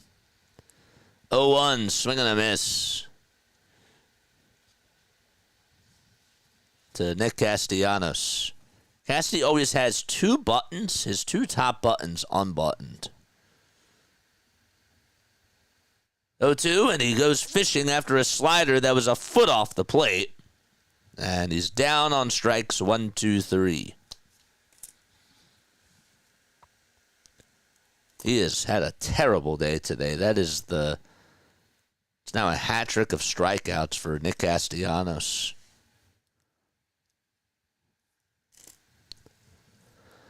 You got to get a few drinks in you and then dance. Yeah, well, that's what I did last night. That's what I did. The pitch, and there's a called strike. JT had an RBI single back in the second. Denver's going to be so mad that he missed this story.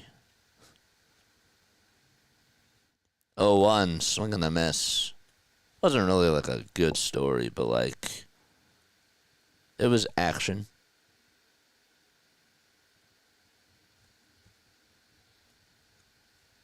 Tanner Banks is warming up in the bullpen. 0-2 pitch. And there's a ball.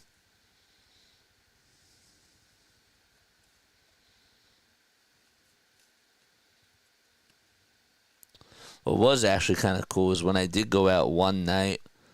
It was a couple of months ago. So I went out to this bar.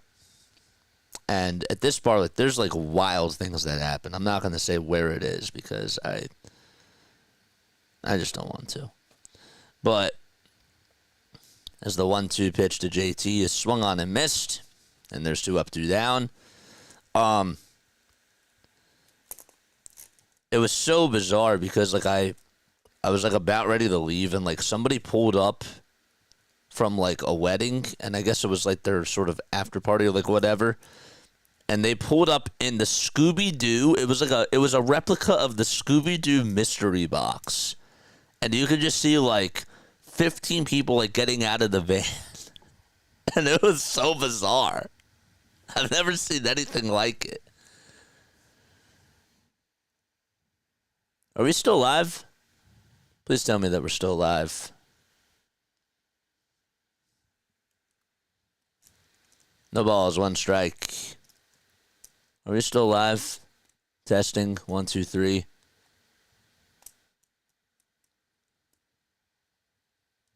One ball, 1 strike.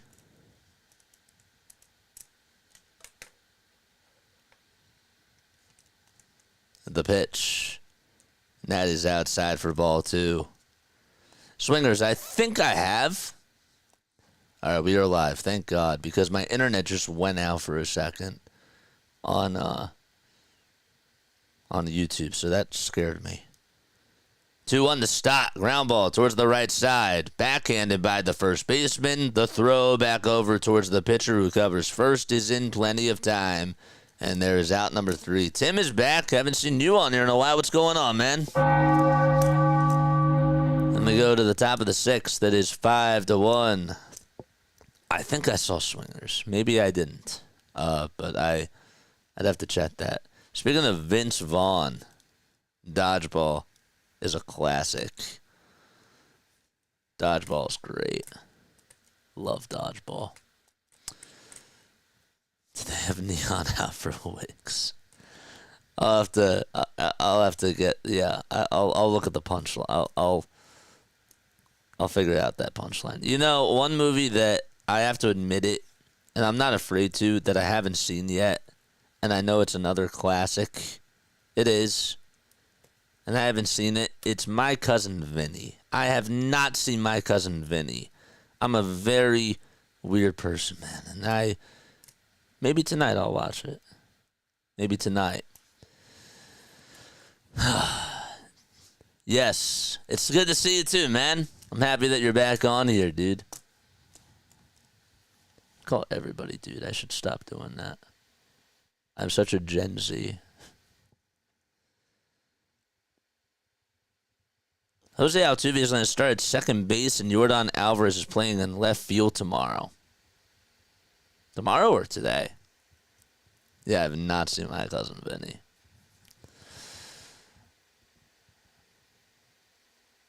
That guy in the stands, his hair looks just like Alec Boehm's. It's pretty wild. Step Brothers is good. I like Step Brothers. I know somebody on YouTube that can't stand Will Ferrell, and he was on here earlier today. And I could never understand that. How can you not like Will Ferrell?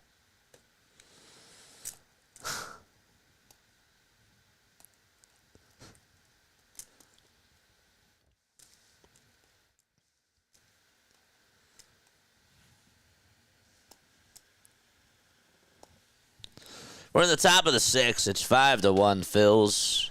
Tanner Banks is going to pitch. And the pitch that he throws is a slider that's in there for strike one. 0-1 delivery, and there is a foul ball. San Diego, yeah. Anchorman, baby.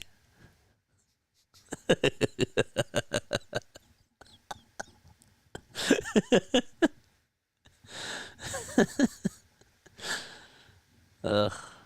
Love Ron Burgundy.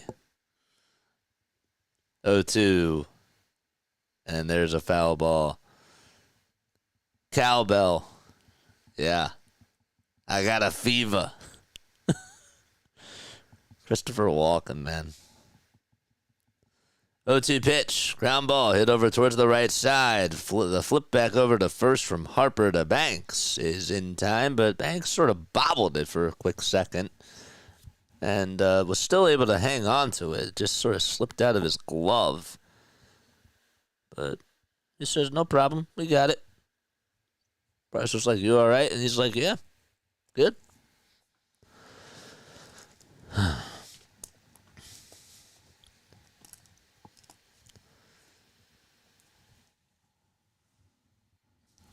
Blue Jays are actually having an inter-squad game today, so that kind of makes sense. They lead at 5-0 against the Detroit Tigers. That game's in the bottom of the sixth. Leo Jimenez is up to bat. And the 1-0 delivery, and there's a called strike. They have their starters in that game. It's Bo Bichette, Vladdy Guerrero Jr., Anthony Santander, George Springer, Andres Jimenez, Alejandro Kirk, Nathan Lukes, Ernie Clement, and Miles Straw. So there you have it. Scherzer, another phenomenal performance by him today. 3 1/3, 1 hit, 6 strikeouts, no runs. I mean, this guy is 40 years old, dude. And he's just still dominating. 2 balls, 2 strikes, 1 out, and the pitch. Swing and a miss, and Tanner Banks decides to go with a changeup. Then there's out number 2. Another one deposited into Citizens Bank Park. I should just say into Citizens Bank. That's fine.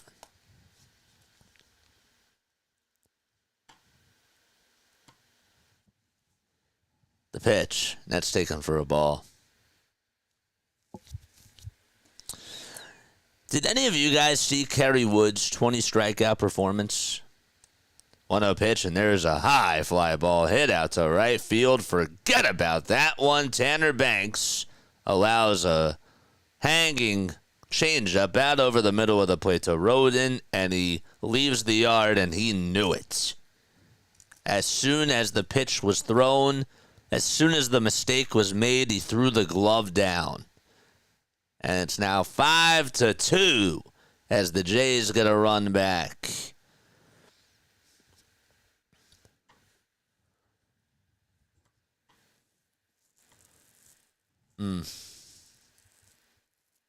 That thing hit the little brick wall out in right field. They have a lawn seating out there, and right in front, they have like a little hill, and there's a little stone backstop or a stone wall, if you will, out there. And that thing hit that little stone wall. Christian Bethencourt's up to bat. First pitch is a strike. Second pitch is a foul ball. Banks comes set at the letters. Pitch number 14 of the inning is swung on and missed on an elevated fastball at 92. But the Toronto Blue Jays, they got a run back. And they trail by 3 as we go to the bottom of the 6th. Hit that thumbs up button and subscribe to the channel, folks. Let's go. Now it's time to stretch, even though we got to wait till the 7th inning. Ow, my back.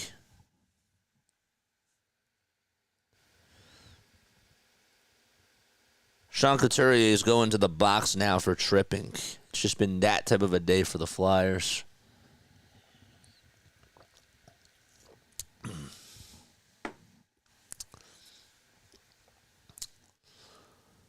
Whew.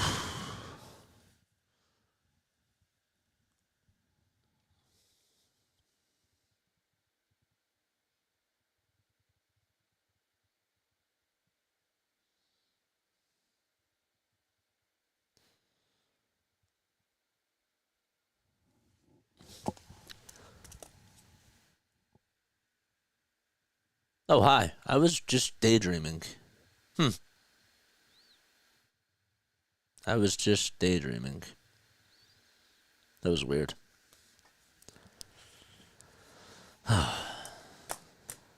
My freaks. I'm so happy to see y'all.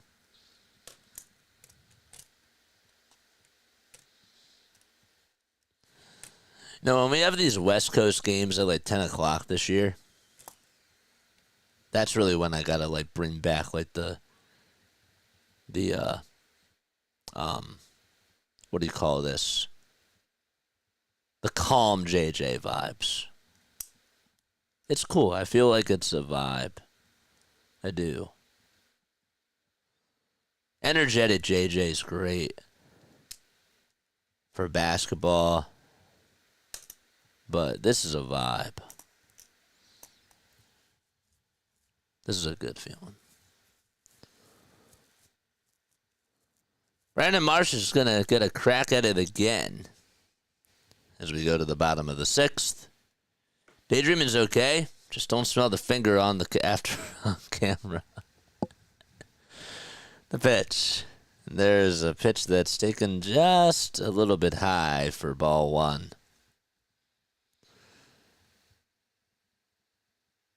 Don't know how he keeps his hair wet. It's wild. 1-0 pitch. And there is a ball that is in the dirt. 2 balls, no strikes. 34 people tuning on in. If you're tuning in on Twitch, welcome aboard. If you're tuning in on YouTube, welcome aboard. 2-0, and that is swung on and missed. Again, the slider was inside and low. Hey everyone, speaking of daydreaming, hope you are all living the dream. What does living the dream mean? What does like living the dream mean? Love your content, JJ. Broken Bell Network, I appreciate you, man. Go subscribe to Broken Bell Network. Really, really good stuff out there, man. And I mean that. 2 balls, 2 strikes. And the pitch. That is outside for ball 3. Your energy is great today. Go back to when you were at the Yankees game. Yeah. You were depressed. And I was a little bit. I was just tired. I don't know. There wasn't a lot of people chatting. And I don't know. I was just like, I don't know. I wasn't depressed, but I was more quiet. This is like more so calm, quiet. Maybe I was mad. I don't really remember. 3-2 pitch, and there's a called strike 3 to Marsh. He thought it was ball 4, but nope. Sit down.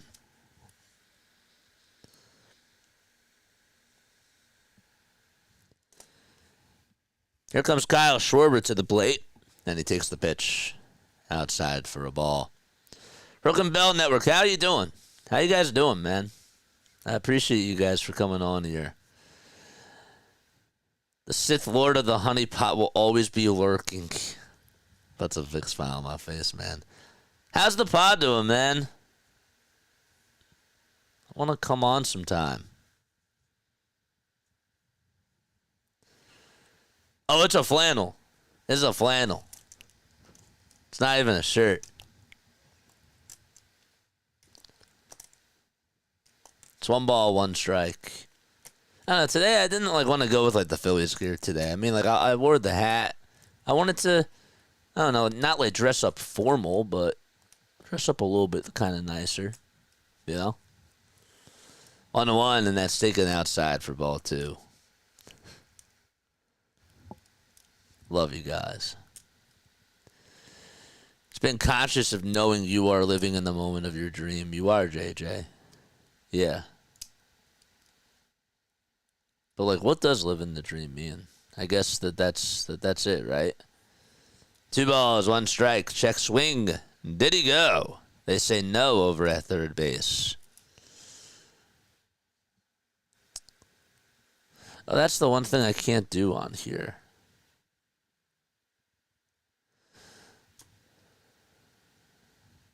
Three-one pitch to Schwarber, and he skies this one out over towards the first base side. Who's going to get it? Second baseman calls off the first baseman, and there is out number 2. We have some new changes, it seems, for the Toronto Blue Jays. We will get you some names in just a little bit. We have Desan Brown playing out in right field.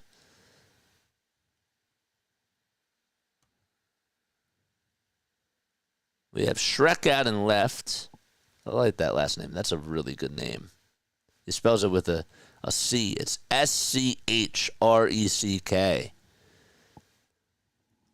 1 ball, no strikes. That's Robert Shrek. He's playing out in center.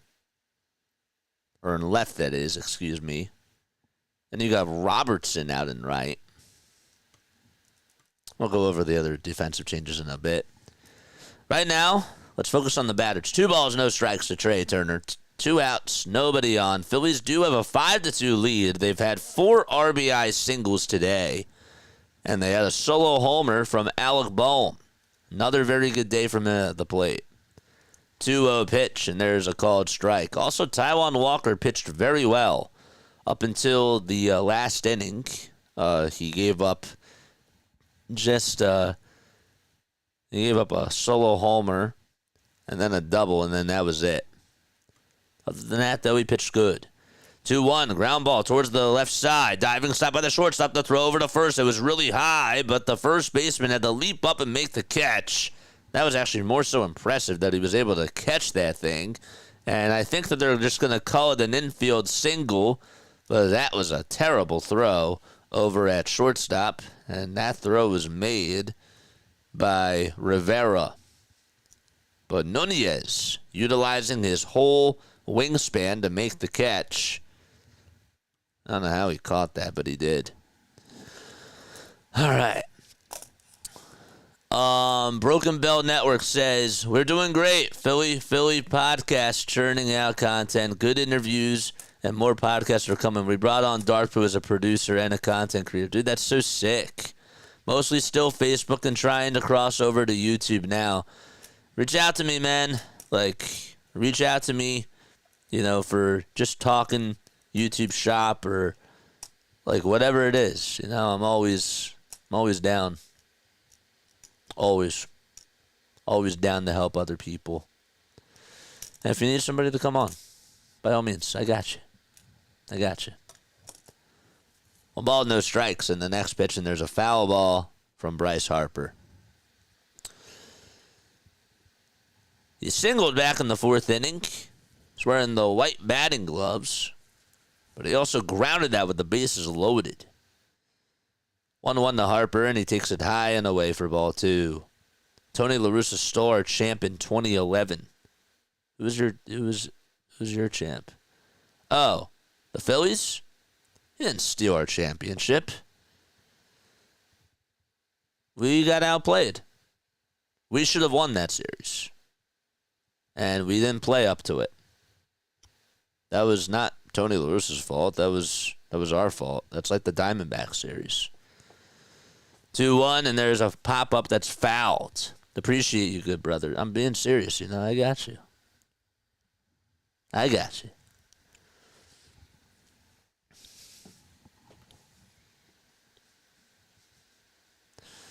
It's a good place to network with people, but also just, be a good human being, 2-2, and that's down for ball three. You learn a lot about different types of people on here. But it's all for the good. I just want to help everybody succeed. I do. I genuinely mean that. I want us all to win. 3-2 to Harper. Ground ball back up the middle for a base hit. And Bryce Harper gets on for the second time today, folks. Turner around second, heads on over to third.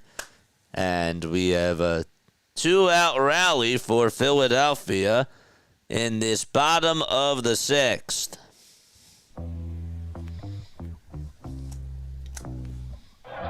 Let's go, baby. Let's go. There's Keith. What's up, Keith?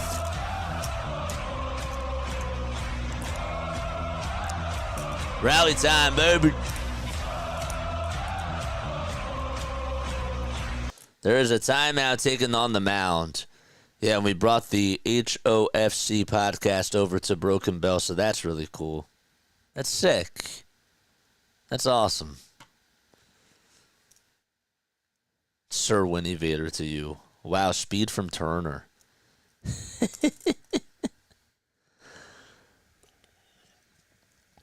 There was a timeout on the mound. We have a pinch runner over at first base for Philadelphia.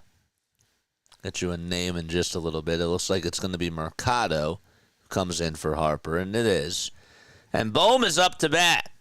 He had a double earlier and a home run, and is 2 for 3. First pitch that he sees is taken for strike one on the outside edge. The guy that's pitching for Toronto, too, wanted to get you a name tag, and it is Andrew Bash, who's 28 years old, has not pitched in the majors just yet.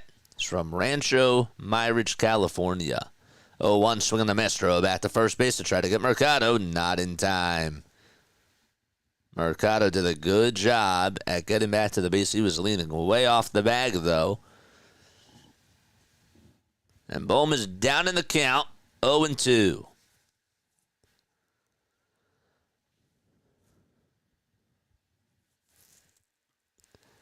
Bengals signed Mike Gesicki on a 3-year deal. Holy cow. I did not anticipate that. The two sides agreed to a 3-year, $25.5 million deal. 0-2 to Bohm. That's in the dirt. And according to Adam Schefter, the deal includes $12 million guaranteed in year one. That's wild. Bash comes set at the belt, kicks, fires, and it's outside. And the count was 0-2, but it's tied up at 2 apiece. Charge!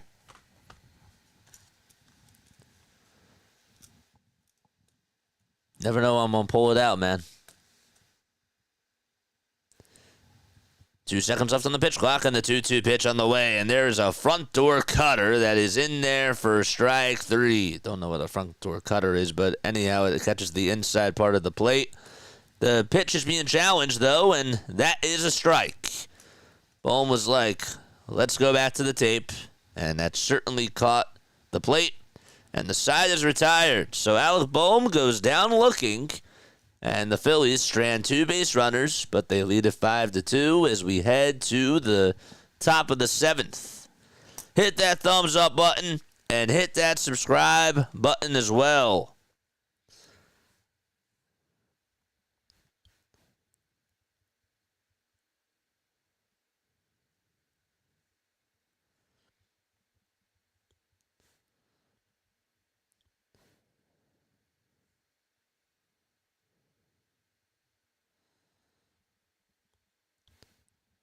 We just got word that Jose Valdivieso just passed away today. He was 90 years old. 90 years old. He was a Cuban-born shortstop who played in 401 games. And he played with the Washington Senators from 1955 and 1961, and was also a part of when they expanded to the Minnesota Twins. He was tall. He's 6 feet 1 inch tall.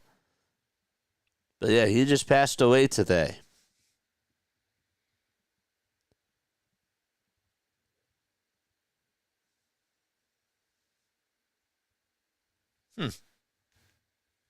I guess he was like the only one that was that was technically alive. The last one that was alive ever since the merger.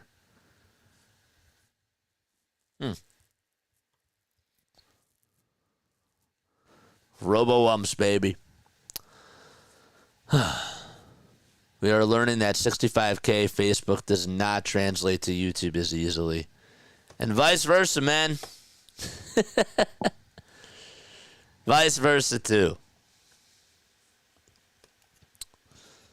The pitch. That thing is skied out to right field. It is shielded by Rincones, but he's there to make the grab. Gabriel Rincones is in the ball game out in right field, folks. JJ, do you think Mercado makes the team? I don't. No. He's not making the team. He's not making it now. I like Mercado, but he's not making the team yet.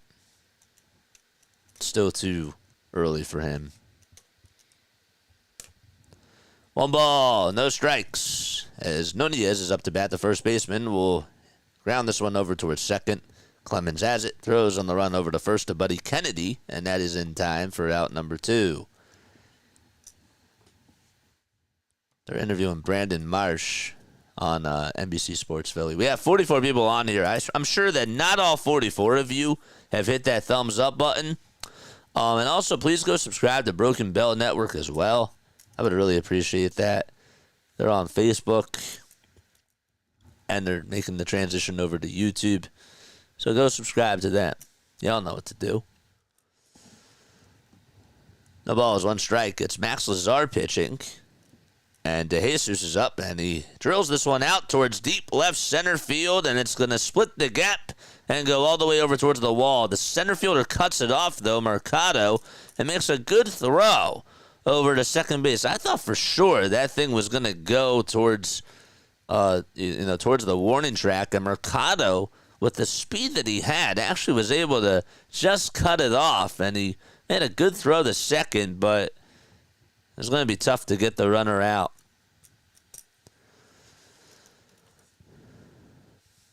Love those robo-humps, baby. And time called. The catcher now that's out there for the Phillies.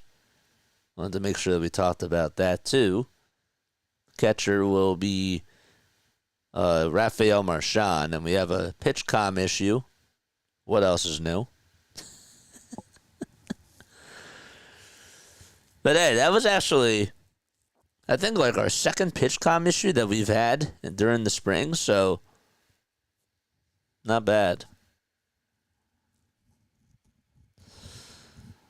Marsh is in his fourth season with the Phillies.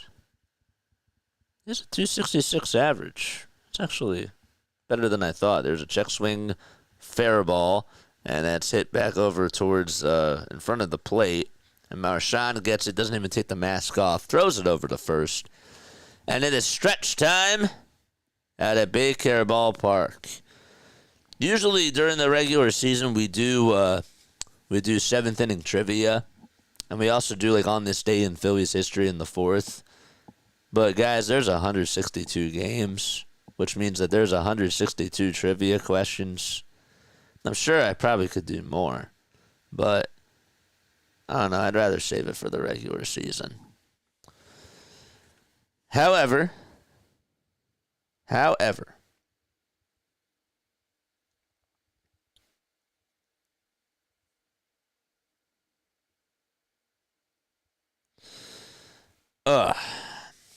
I will do an MLB on this day. I actually didn't know, where is it?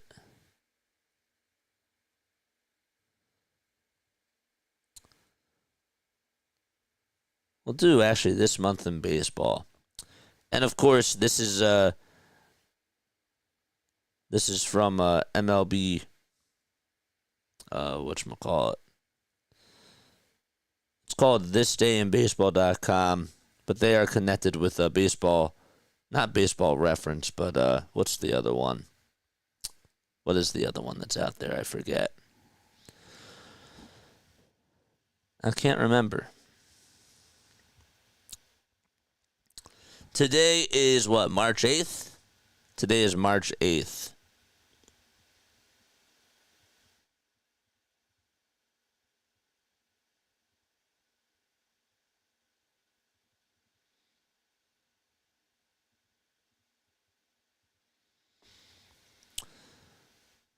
On March 8th of 2011, here's a fun fact. I didn't know this. MLB named Dodgers assistant GM Kim Ying as the highest-ranking woman in the major leagues. She was senior vice president of baseball ops, and she would then report to former Dodgers manager Joe Torre, who was named executive vice president the month before that. And we all know Kim Ying was in charge of the baseball ops for Miami. And I don't know what she does now. I don't know if she still works in baseball, but I didn't think she was the problem with the Marlins. 1-0 pitch. And that is taken outside for ball 2. That is a cool, fun fact, though.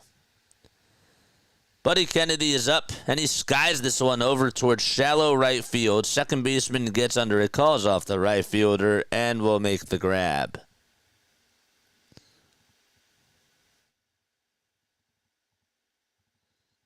Kim is 56 years old now. She's currently an advisor for Athletes Unlimited Pro Softball. That's cool. The pitch to Cody Clemens, and that hits him right on the big toe. Ouch. That was on his right foot, and he will be rewarded first base. Jacob deGrom's first official inning of spring training.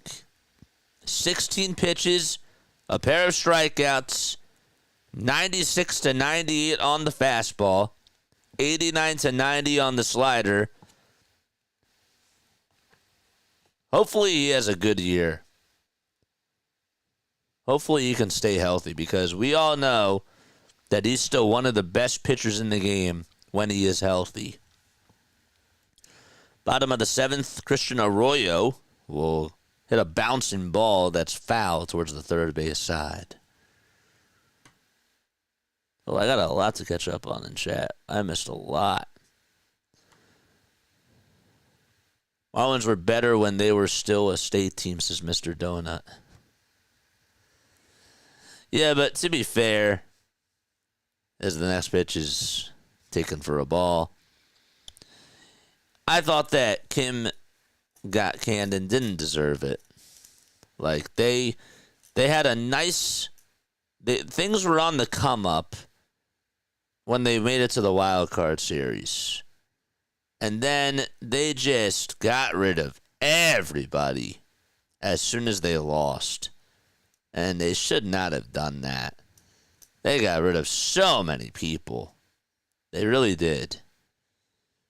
You had Arise, you had Jazz Chisholm, you had some nice, good talent.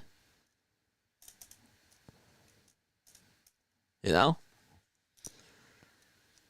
1-2 pitch on the way, and there's a foul ball. But overall, like, you're right. Like, they've just been a franchise that just has not been able to get their you-know-what together. Garcia on the hill for Toronto.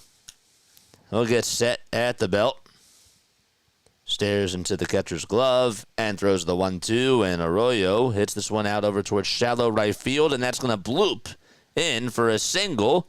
And Christian Arroyo has had a very good spring training and continues to be a hitting machine for the Phils.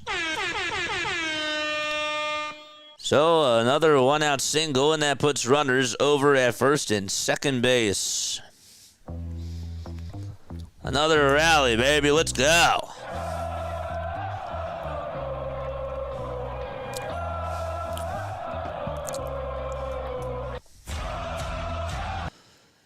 And the Phillies will have their next batter up. It is Rodolfo Castro hitting on the left side. Then he stares at the slider that's upstairs. Can we all just take a moment aside?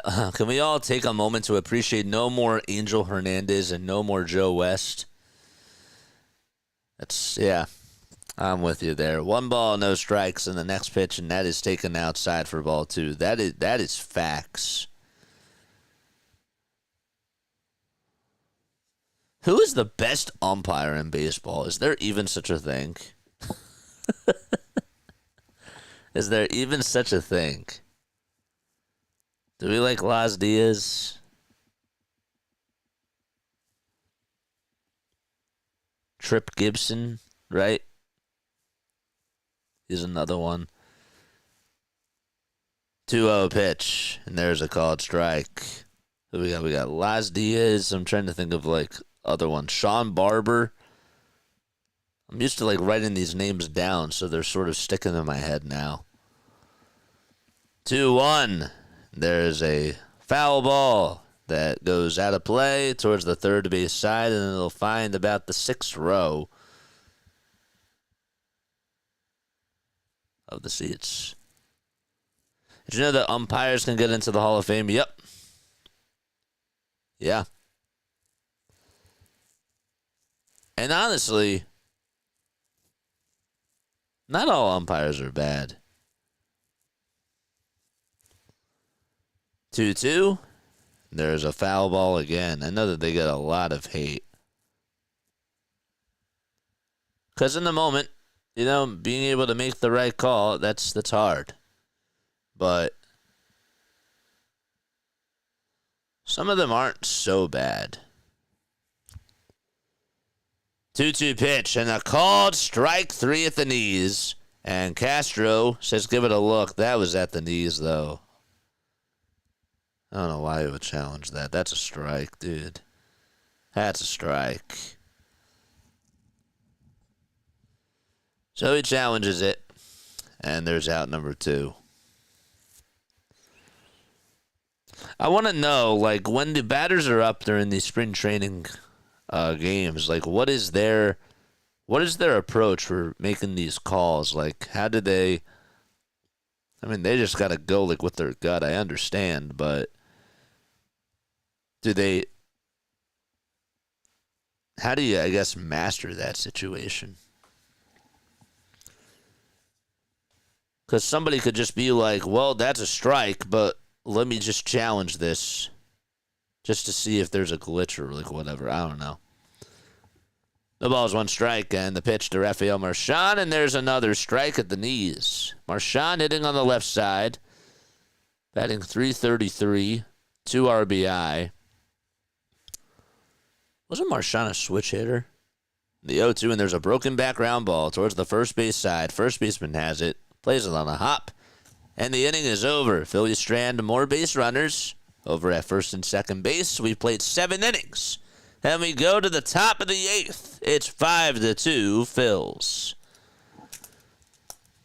Still got 32 people tuning on in. Moosey just walked in, guys. We got an alert. Sound the alarms. Sound the alarms. I gotta get that. I gotta get that little thing. 15 more subs for us to get to 49 under. Let's go, baby. If you have not subscribed to the channel, what are you waiting for? I give you this content for free. If you guys are coming on here, you are sick. You are absolutely sick. You guys have baseball fever, right? We have 32 people that are actually having baseball fever today. And so, you've come to the right place. I'm not a doctor. I'm not in the medical field, but guess what? We all need help. And that's why we are here today, to watch a meaningless spring training game between the Philadelphia Phillies and an inter-squad game for the Toronto Blue Jays. So, there you have it.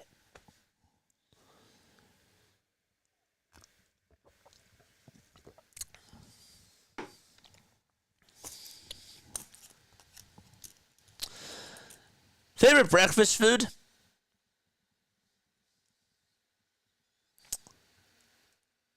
Favorite breakfast food?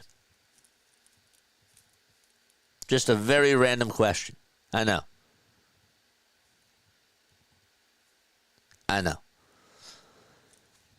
What do we like for breakfast? What are our favorite breakfast foods? As I drop my pen. I'm digging, waking up, and there's a game on, says John.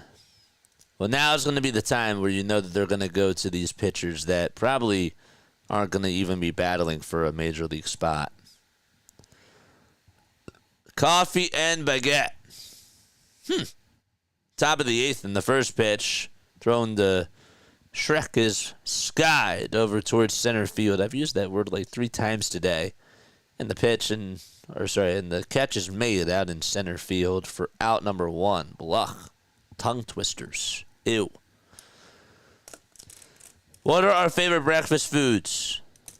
We like coffee and a baguette. Coffee's not a food, but that is part of a breakfast. A good baguette needs 0 butter, but a good butter makes it heaven. That's true. I thought you were going to say batter first. But that is true. We got sweet pitching on the mound for Philadelphia. And the pitch, and that's taken at the knees for a strike. So we don't like pancakes. We don't like eggs. We don't like Eggs Benedict. We don't like croissants. Anybody? I mean, there are people that exist that don't like breakfast. I don't know. We got 30 people on here, and nobody's chatting except for 2 people. Well, not 2 people, like 5 people. Devin Sweet is pitching. Played in 52 games last year for Toledo. Any good baguette spots in Philly? I actually don't know. It's a good question. Canadian breakfast. Yeah. Eggs, bacon.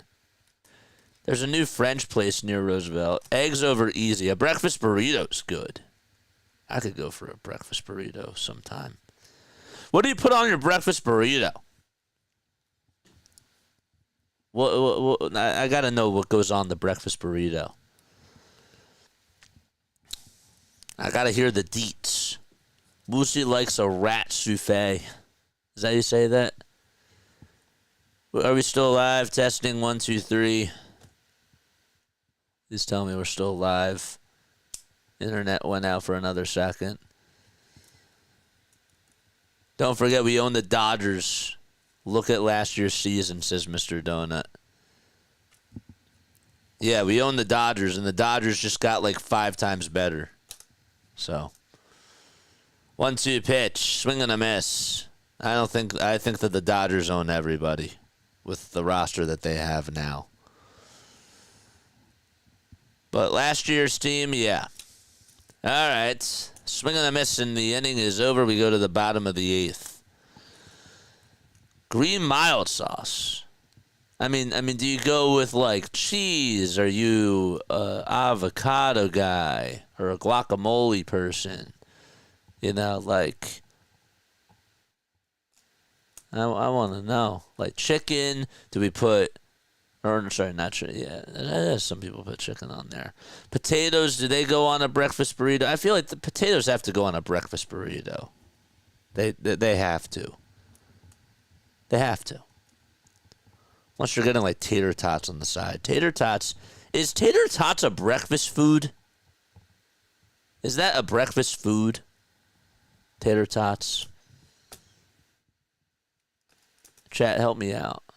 What does Gemini have to say about that? Tater tots. Is tater tots a breakfast food, Gemini?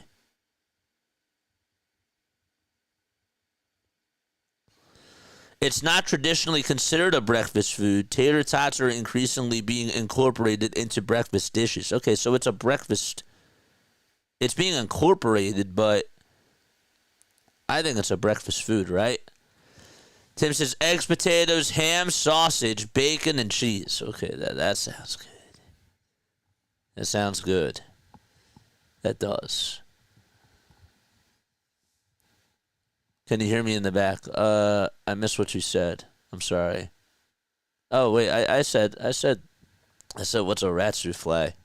Probably got an ad or something. I'm now officially hungry, guys. We got to make Scott hungrier.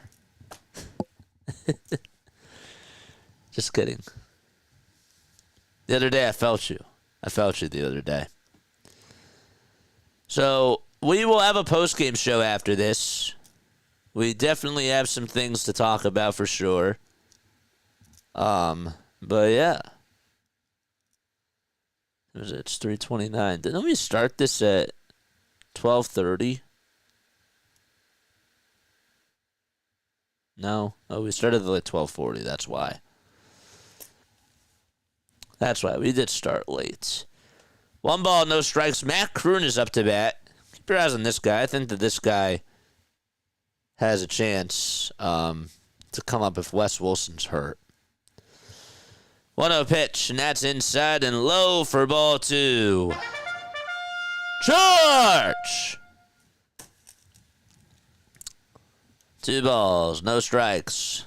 Burnett is pitching, and he throws a strike on the inner third of the zone. It's who's pitching now? Is it Yimi Garcia? No, we just said it's Burnett. Come on, dude. Wake up. 2-1 pitch to Kroom, and he knifes it foul towards the first base side.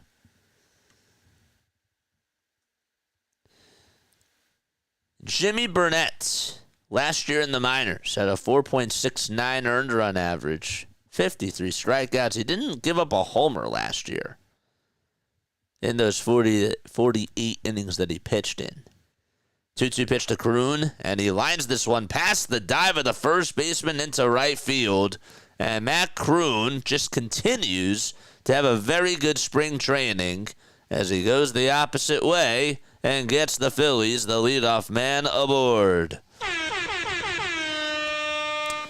Hit that thumbs up button and continue to subscribe to the channel as well, folks.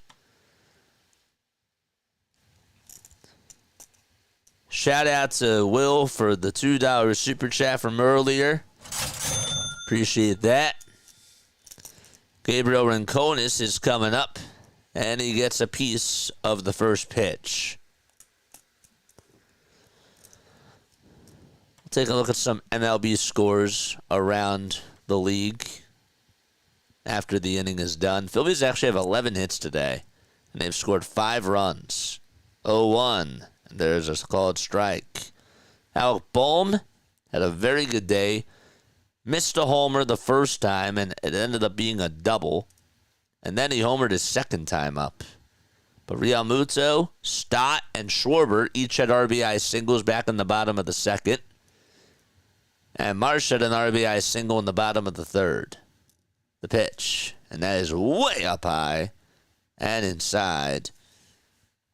Don't hit our guy. Can't do that.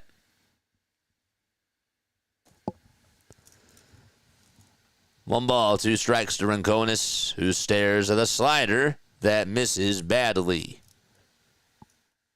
And it's 2-2. Lots of birds out there. There's one in the outfield that's right in front of the left fielder that's looking right at him. 2-2 pitch, and that's taken down for ball 3. Yeah, there's like 4 out there in front of him now. He's getting a lot of attraction. Who is that out in left? That's Shrek. Robert Shrek. It's like there's a... I don't know, the animals are just coming over to his swamp. I didn't mean to. I knew I was going to make a joke, and that was a bad joke there. I'm sorry, but I kind of had to.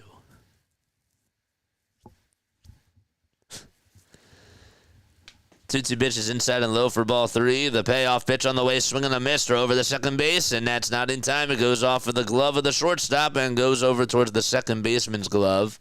And he went over to second and just sort of, playfully, tried to tag him off the bag and pushed him off a little bit. Matt Kroon, that is, but it was all fun and games. Throw was not a good throw, to be honest with you, from Ali Sanchez. Here comes the pitch over to Mercado, and he stares at the strike. Phillies have not scored since the bottom of the third.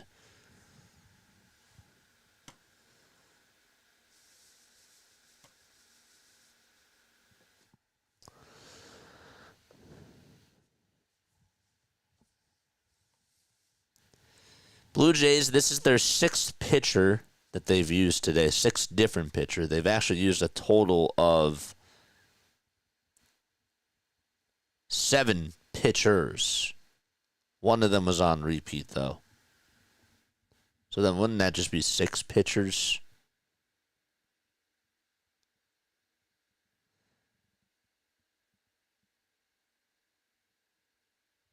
Yeah. No balls, 2 strikes to Mercado. And the pitch in the air, hit out to left field. It is a foul ball. Watch out, birds. Don't get hit. Nice catch made by that fan, though. You guys remember when somebody actually hit a bird? There was a line drive that hit a bird. The pitch, and there's a foul ball.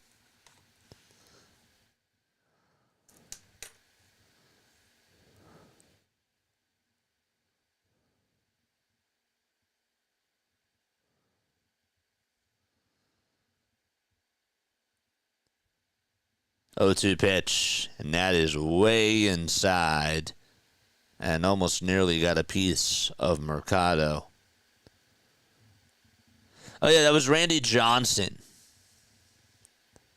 Blew up a bird. Right, yeah. 1-2 pitch. And that thing is popped up. Yeah, it was Randy Johnson. Thanks, John. And the pitch, yeah, so it was popped up, hit out over towards center field, and it's caught for out number 2. And then you had Joba Chamberlain and those, what were they, gnats? Were those things gnats that were, or were they midges? Yeah. They were midges. Recalls infamous bug game. He was repeatedly sprayed down with insect repellent, which had no apparent deterrent effect on the midges. And he threw 2 wild pitches. The pitch on the way, ground ball, hit over towards shortstop. And there's the throw over to first. And we've played 8 innings. Last chance for the Toronto Blue Jays as we go to the 9th inning. It's a 5-2 Phillies lead. Don't forget, after this, we got a post-game show. It'll be a good one today. The Nats, whatever, they should have called a delay. Yeah. The birds and the bees. Yeah. Yeah. Hit that thumbs up button. We need 15 more, man. 115 more subscribers to help us get to 5K. Keep them coming, man. Keep those likes and subscribers coming.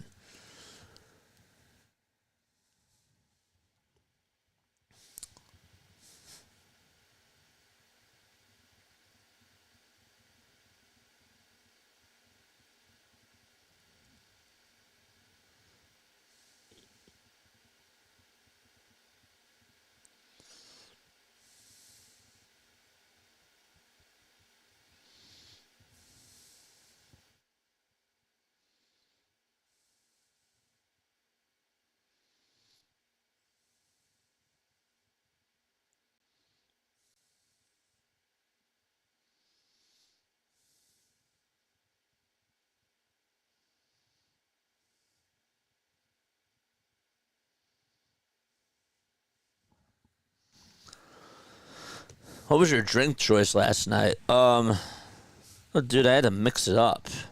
I don't know. I had a lot of different stuff. I can't remember them all. I think we started off with Yingling, and then we went to a martini, and then yeah, we did a lot of different things. It was fun. I don't remember what type of martini it was. I'm so bad at remembering names, but yeah, I did have a Yingling. I had a Jack Daniels as well. But yeah, a mixture of things. Put things in the concoction, and voila. 1 ball, 1 strike. Rodin is in the box. And the pitch. And there's a ground ball hit over towards first base. And Kennedy fields it cleanly and tags the bag. Lychee martini. Yeah, they don't have lychee martinis here.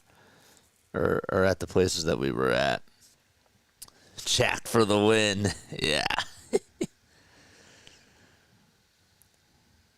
What's in a lychee martini? I'm gonna look it up. What's in a lychee martini?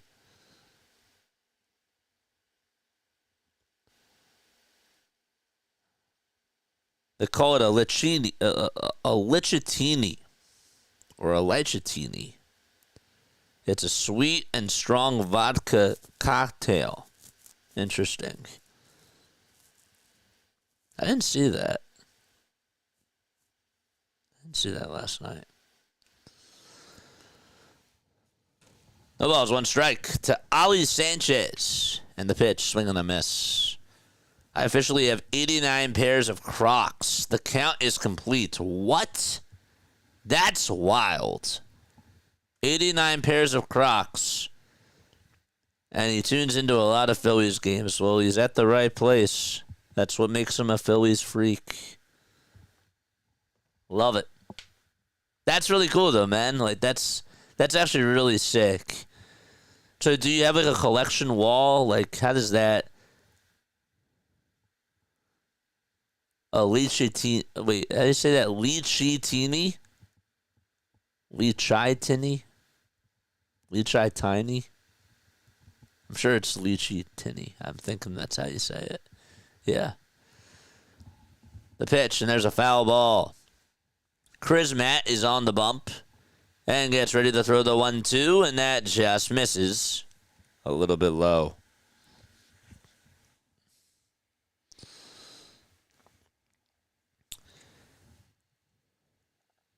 The 2-2 delivery. And that's down and away.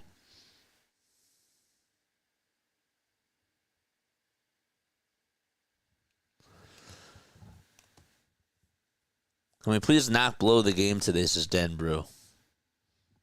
Come on, don't you want to spend more time with us? 3-2 pitch, and that's taken outside and low for a ball. And Den Brew, come on, man. The jinx. The jinx. I'm sure you probably saw that first. But still. Just joking. Flyers just lost. Great. The pitch, and there's a curveball that's in there for a strike. Frank Sinatra, 2 fingers of Jack, 3 ice cubes, and a splash of water. Or Frank Sinatra says 2 fingers of Jack, 3 ice cubes, a splash of water. All right, I don't get the punchline. You gotta tell me. What song is that? 1 ball, 1 strike to Paulino. And the 1-1 misses inside and low for ball 2.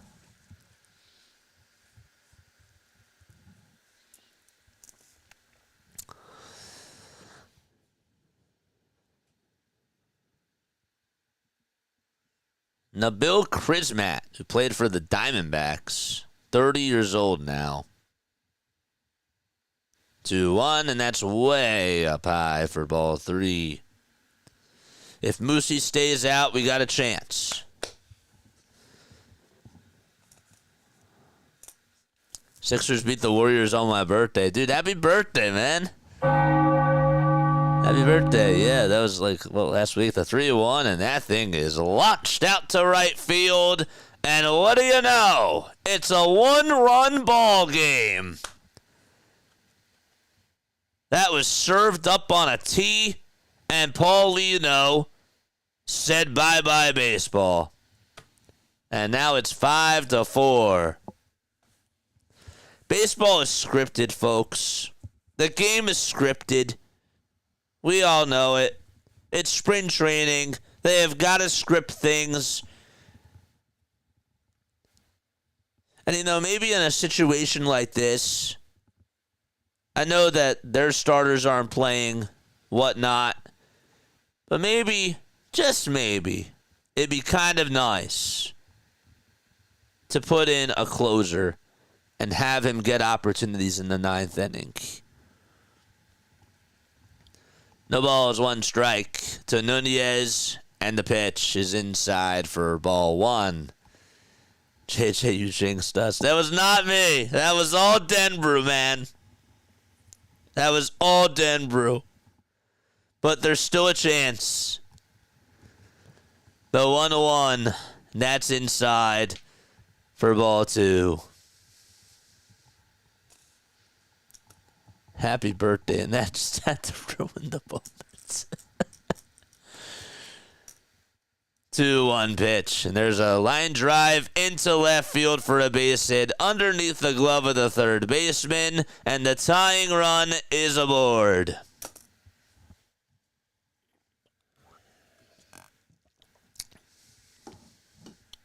Beautiful. And Marshawn is like, you good, Chris Matt? You good, dude? I just want to get out of the inning. Well, of course you do. You're welcome, chat. We could all get more JJ. Jungle juice, baby. The pitch. There's a high fly ball. Hit out over towards center field. Thank goodness it'll stay in the yard. And there's out number 2. Now, we know what happened the other time, which was, I think, yesterday, when the Phillies had one more out. The disgust in JJ's voice is palpable. It's all up to Brown. And the first pitch he sees is in the dirt for a ball. Deshaun Brown, 23 years old. Get that final out, baby. 1-0, and, well, he's behind in the count now, 2-0.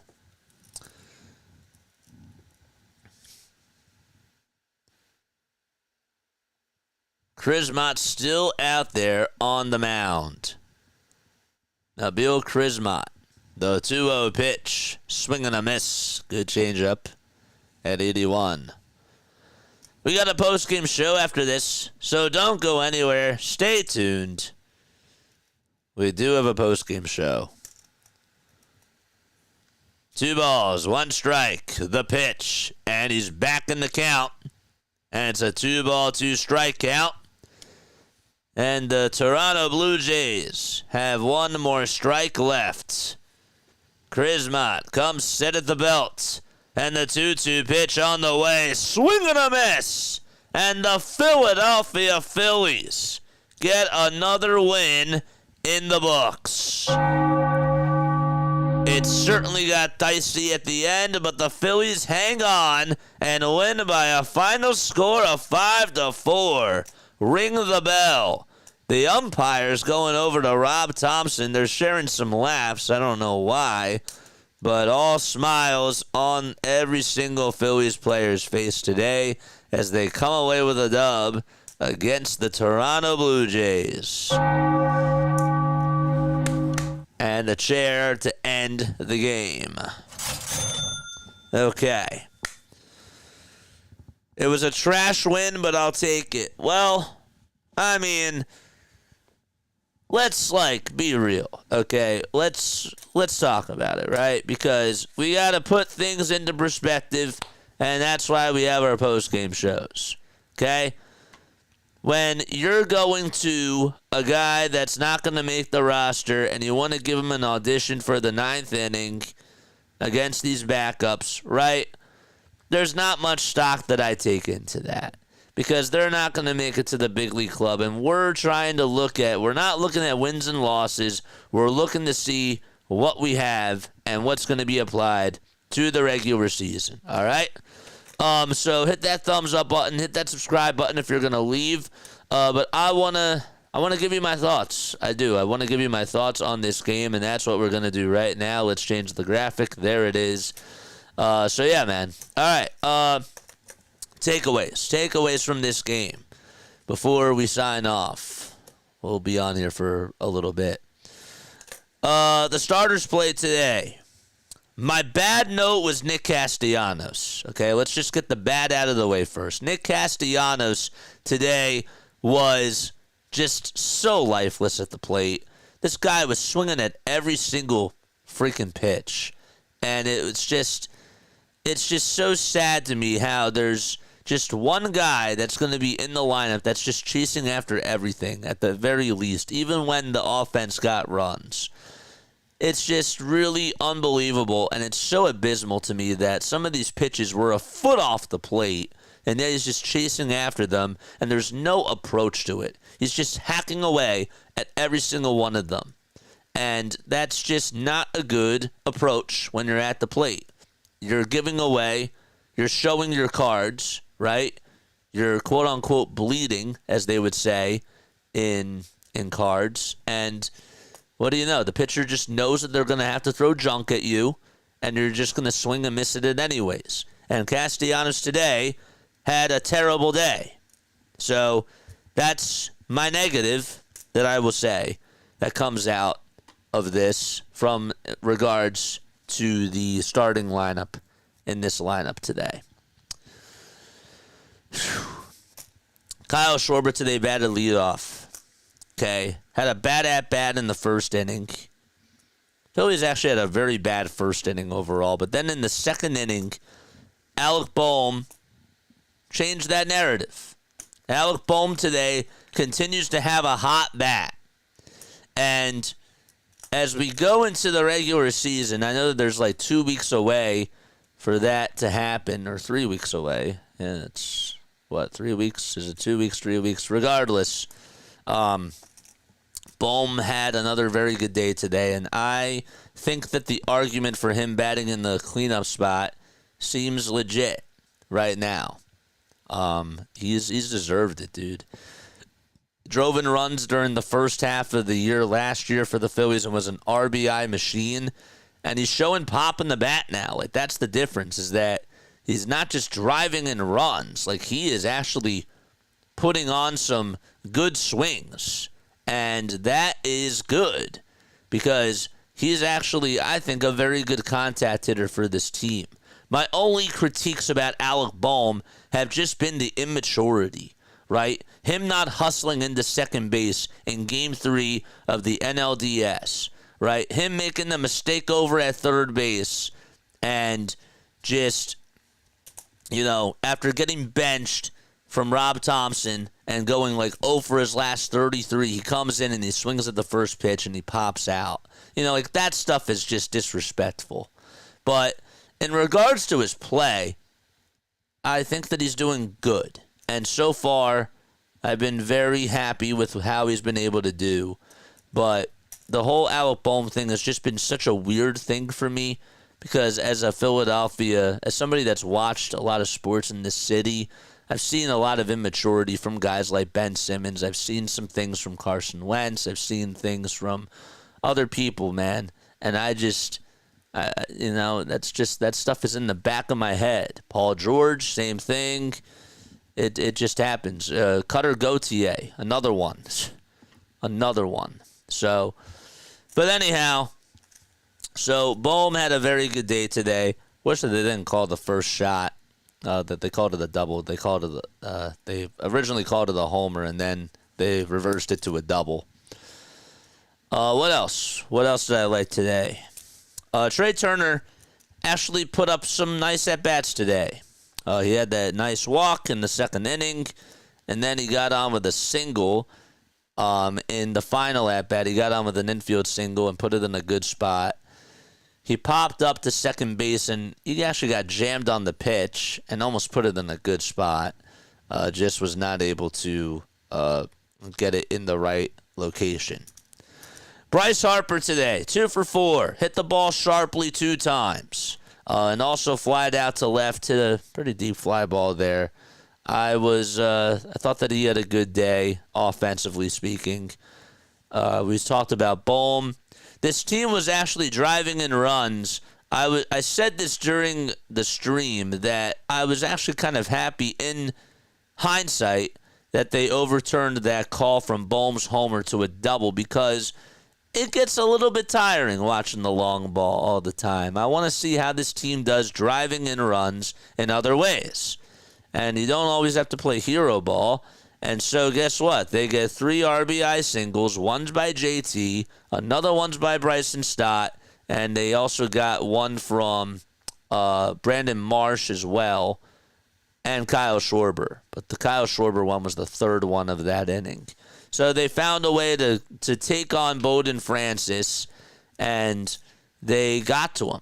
They did, and they actually put up very good at-bats today. Today, I thought, offensively speaking, I know I'm a little bit all over the place today, but bear with me here. My main note is that the offense from the starting 9 hitters put up their best at-bats of spring training today. They took pitches. They fouled off pitches. Bryce Harper had one at-bat where he had like an 8-pitch at-bat. I remember Kyle Schwarber had a 7 or 8 pitch at bat at one point. Trey Turner was also getting a piece of a couple of pitches, and he was putting up some, he was putting up pitches and increasing that pitch count. They did that today. And I saw that as a sign of positivity from the Phils, even against a guy like Bowden Francis. So that was nice. That was good stuff. And so I actually take this as a good win for the Phillies. I do. I look at this from an overall perspective, and I'm looking at, well, what do they have as far as what's going to happen in regards to the major leagues this year? They started all 9 of their guys, except for Rojas. I don't even know if Rojas is a starter. We can debate that another day in regards to him playing over Brandon Marsh or Max Kepler. I don't know. I think that Rojas... I don't know. I think Rojas is the platoon and Marsh is a platoon as well, so whatever. But, yeah, a good day from the offense overall. They saw pitches. They put up really good at-bats. They made Bowden Francis work, and they allowed him to surrender 3 walks. So they got to him, and that's why they won. And they put up the 5 runs early in the third, up until the 3rd inning. And then the starters came out by like the 6th inning, and that was fine. It was still enough. If the starters would have played up until the 9th inning, then we're having a different story. Then I'm not as satisfied with the hitting. But they only played 6 innings, and it's spring training, so I'm fine with how they played overall today. Max Kepler is seeing the ball well, I notice. I think that he's having a hot bat now. He's been taking advantage of some good pitches or of some bad pitches, and he's been putting them into the seats, but he's also finding other ways to get on base too. And he's pulling it over towards the right side. He uses the opposite field as well, and that's good for him. That's nice. What else? What else happened? Stott had an all-right day today. Stott singled to center, then he walked. He also had a nice at-bat in that 3rd inning, too. Forgot that he went deep into that count. Then in the 5th inning, he grounded out, and that was the end of the day for Bryson Stott. I will get to your comments, but I want to talk about the pitching because I would be naive if I didn't say that Taijuan Walker pitched good today. Good. He pitched good. I didn't think that he was great, but good for Taijuan Walker is excellent for Taijuan Walker with what he's been giving us over the last year and during the first couple of spring training outings. He had that 1st inning was good. The Joey Liper-Fido strikeout with the cutter and with the sinker, the splitter that was a 92-mile-per-hour splitter. It was on the upper third of the strike zone. That pitch worked out really well for him today. Barora then struck out looking on a pitch that was right down the middle. He got the strikeout. Don't care how it happened. He got it. And then he gave up, he had Barger fly out on the first pitch out to center field. I thought that he was attacking the zone today, and he was actually utilizing the splitter and the other off-speed pitches to his advantage up until the 4th inning. Okay, the 4th inning comes. He allows the solo home run to Barger, leaves one out over the middle of the plate, goes 390 feet, and he would have liked to have that pitch back. And on the next at-bat, it was Leo Jimenez who hit a rocket out to left field and was able to get a double out of it. And then Rob was like, your day's done. And that was it. But overall, thought that he actually had a better outing today. And I said that if he didn't do well in this outing, I was going to be on the verge of cutting him. I don't think that they were at all. But he got me another couple of starts. Another couple of starts for spring training for Taijuan Walker. And he sort of has an extra life, if you will. He's still alive. So that's how I thought about Taijuan Walker's performances today. Shuffler comes on in. Austin Shuffler goes 2/3 of an inning. Does all right. Gets out of the jam. Jose Ruiz pitched today. Jose Ruiz looks good. I know that he allowed the walk and he also allowed the hit, but the 2 strikeouts that he had were on some really good pitches. The fastball is nice, And also, I just feel like that he got hitters off balance today and got in the zone early a lot of times. And so I think that Jose Ruiz is going to be one of those guys this year that they're going to try to use in the 7th and then the 8th inning. He might eventually become sort of like a setup man type of a person.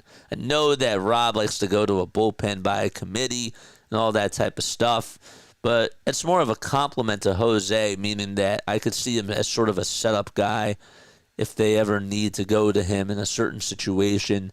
And we were talking about him last year, like, who is this guy at the very beginning? And we did not think that he was even going to last, but he's been doing good.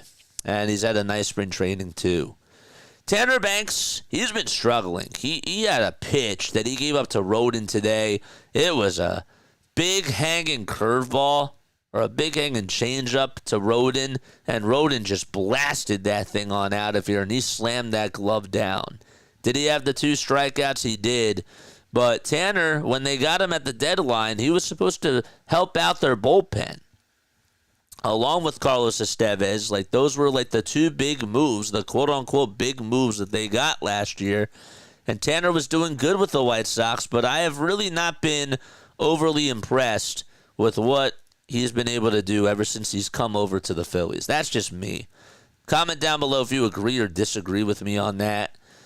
Max Lazard pitched today. They still want to continue to try him out. I don't see him making the roster. I just don't. He did go an inning. He had a couple of ground outs, I believe, and only gave up 1 hit.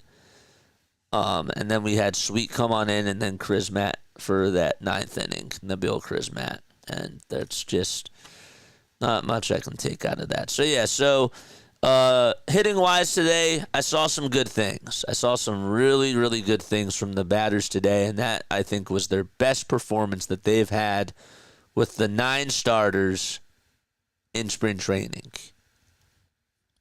The plate discipline was excellent, and they did what they had to do. Alec Bohm is on fire. There's no doubt about it. He is on fire right now. I am hoping that if he can start off the regular season with what he's doing now here, he is like locked in. I've never seen him this locked in before. He is. He is locked the hell in at the plate. Fire emojis in the chat for Bohm. But yeah, that's all that I've got to say. I will leave you with this one question before I get into your comments. Okay. Can the Phillies offense do what they did today on a day-to-day basis? Some people do believe yes. I don't think that they can, but 5 runs on 12 hits, and they did well in the first three innings. Can they keep that up during the season? Be realistic with me. That's all I want to know. All right, so let's get into these comments. That was fun, JJ. Trash win, oh boy. Have faith in Nick. Nicky 3 Buttons will be the one carrying us in the sand, and instead of seeing 9 sets of footprints, it'll be 1 because they will be on his back. I'm just saying, today he had a bad day. Like, I know it's just one day, but I can't stand it, like, when the team is just chasing after pitches. And he swung at really bad pitches today, Darth Pooh. He did. He played terrible today. He was the one that was just getting himself out every single at-bat. And I don't like that. That bothers me. I gotta critique when I have to critique, but I give praise where praise is due. And overall, I'm actually not like that person that's been like, get Nick off my team, because Nick and Bryce, we all know, were the only ones that were hitting in the NLDS, and Nick Castellanos showed up. But I call it like it is with Nick Castellanos. The ugly is ugly, the hot is fire. And today he had an ugly day. Still willing to ride with him. Nick was swatting, not batting. I adore Alec. 3 big predictions with the Hall of Fame podcast. Nola wins season 2. 17 Nola wins. Okay. 102 wins on the season, and Bohm has 33 plus homers and 115 RBI. 33 homers for Bohm. How many did he have last year? 20? 20 last year? Let's see. Bohm had 20 homers in 2023. He had 15 last year. 33, that's a lot. That means he'd have to double that. He had 97 RBI. That's a bold prediction. What else do we got? What else do we have to say? When they solidify their lineup, I'll bother to learn names. Right now, when I tune in, I don't know who's at bat, says John. Well, you can always look on the screen. They always show who's batting. And I do say it, but I mean, I know that we get distracted with chat and stuff, you know. But yeah. So, overall, thought it was all right. JJ, do not fall into the well called Taijuan. I'm not telling you I'm falling into the well. I've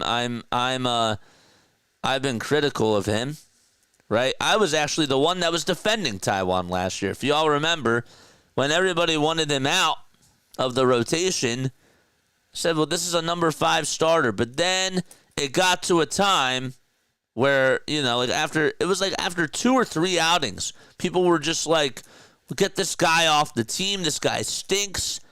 And finally, by like the 5th and the 6th, we were like, all right, we got to put him in the bullpen now. Like, now these are legit concerns. But I thought everybody was hitting the trigger just a little bit early with it, and they were going so bonkers. And then I looked bad because I was giving them more chances, and then finally they put him out there in the bullpen, whatever. But yeah, it was tough. It was tough, and I've not been a fan of everything I've seen from him at all. And so he comes in to this spring training, and guess what? He has one job, and that's the battle for a guy who might get hurt in the rotation, and I need to see what we got in him. They would have called up Mick Abel or Griff McGarry if they thought that they were ready. And they were not ready. And it showed. Mick Abel still hasn't even pitched in spring training, guys. Something's wrong with Mick Abel. Something's not right. And I can't seem to understand what's going on. I think it's really weird how he's not pitching. He's not injured. They just haven't had him pitch.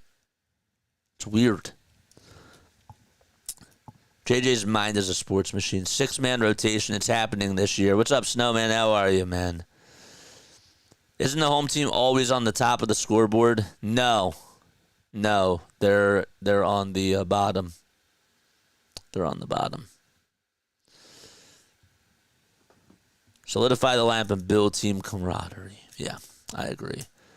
But yeah, I was nice to Taijuan like during the whole beginning of the experience last year. I thought that as soon as Spencer Turnbull went to the bullpen, I understood why Taijuan Walker, as soon as he got back, the reason why, let's actually remember this. Okay, we got context matters, okay?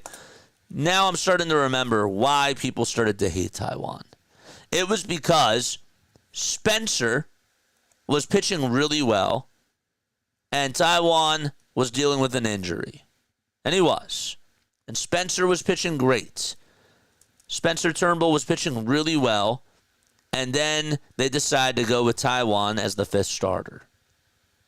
And I didn't think there was anything wrong in doing either way. I thought that was fine because Taijuan has been a starter for years, and he's earned that right just by default to get him into those spots. And Spencer was struggling with Detroit, and even though he was pitching really well, and you could say, ride the hot hand or whatever it is, ride the hot arm, I understood that too.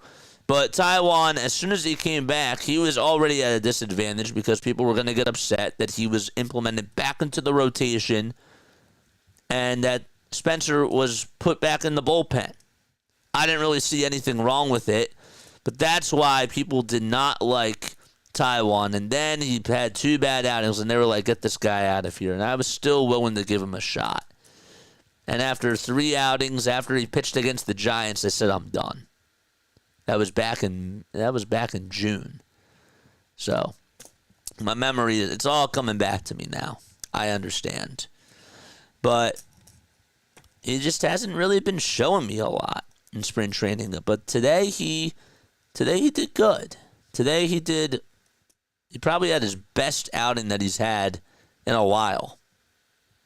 And it was all right. But all right for Taijuan Walker, because we're at such a low bar with him, is good. It's really good. So, all right. I'm done. I'm going to wrap it up from here. All right? We got 17 people still tuning on in. Thank you guys so much. I mean, we had 30 people, and yet 17 of you are still tuning into this. That's great. That means half of you care about what I have to say. That means a lot. We've been having more people stay on for these post-game shows, and that's good. That puts a big smile on my face, man. All right, I'm done.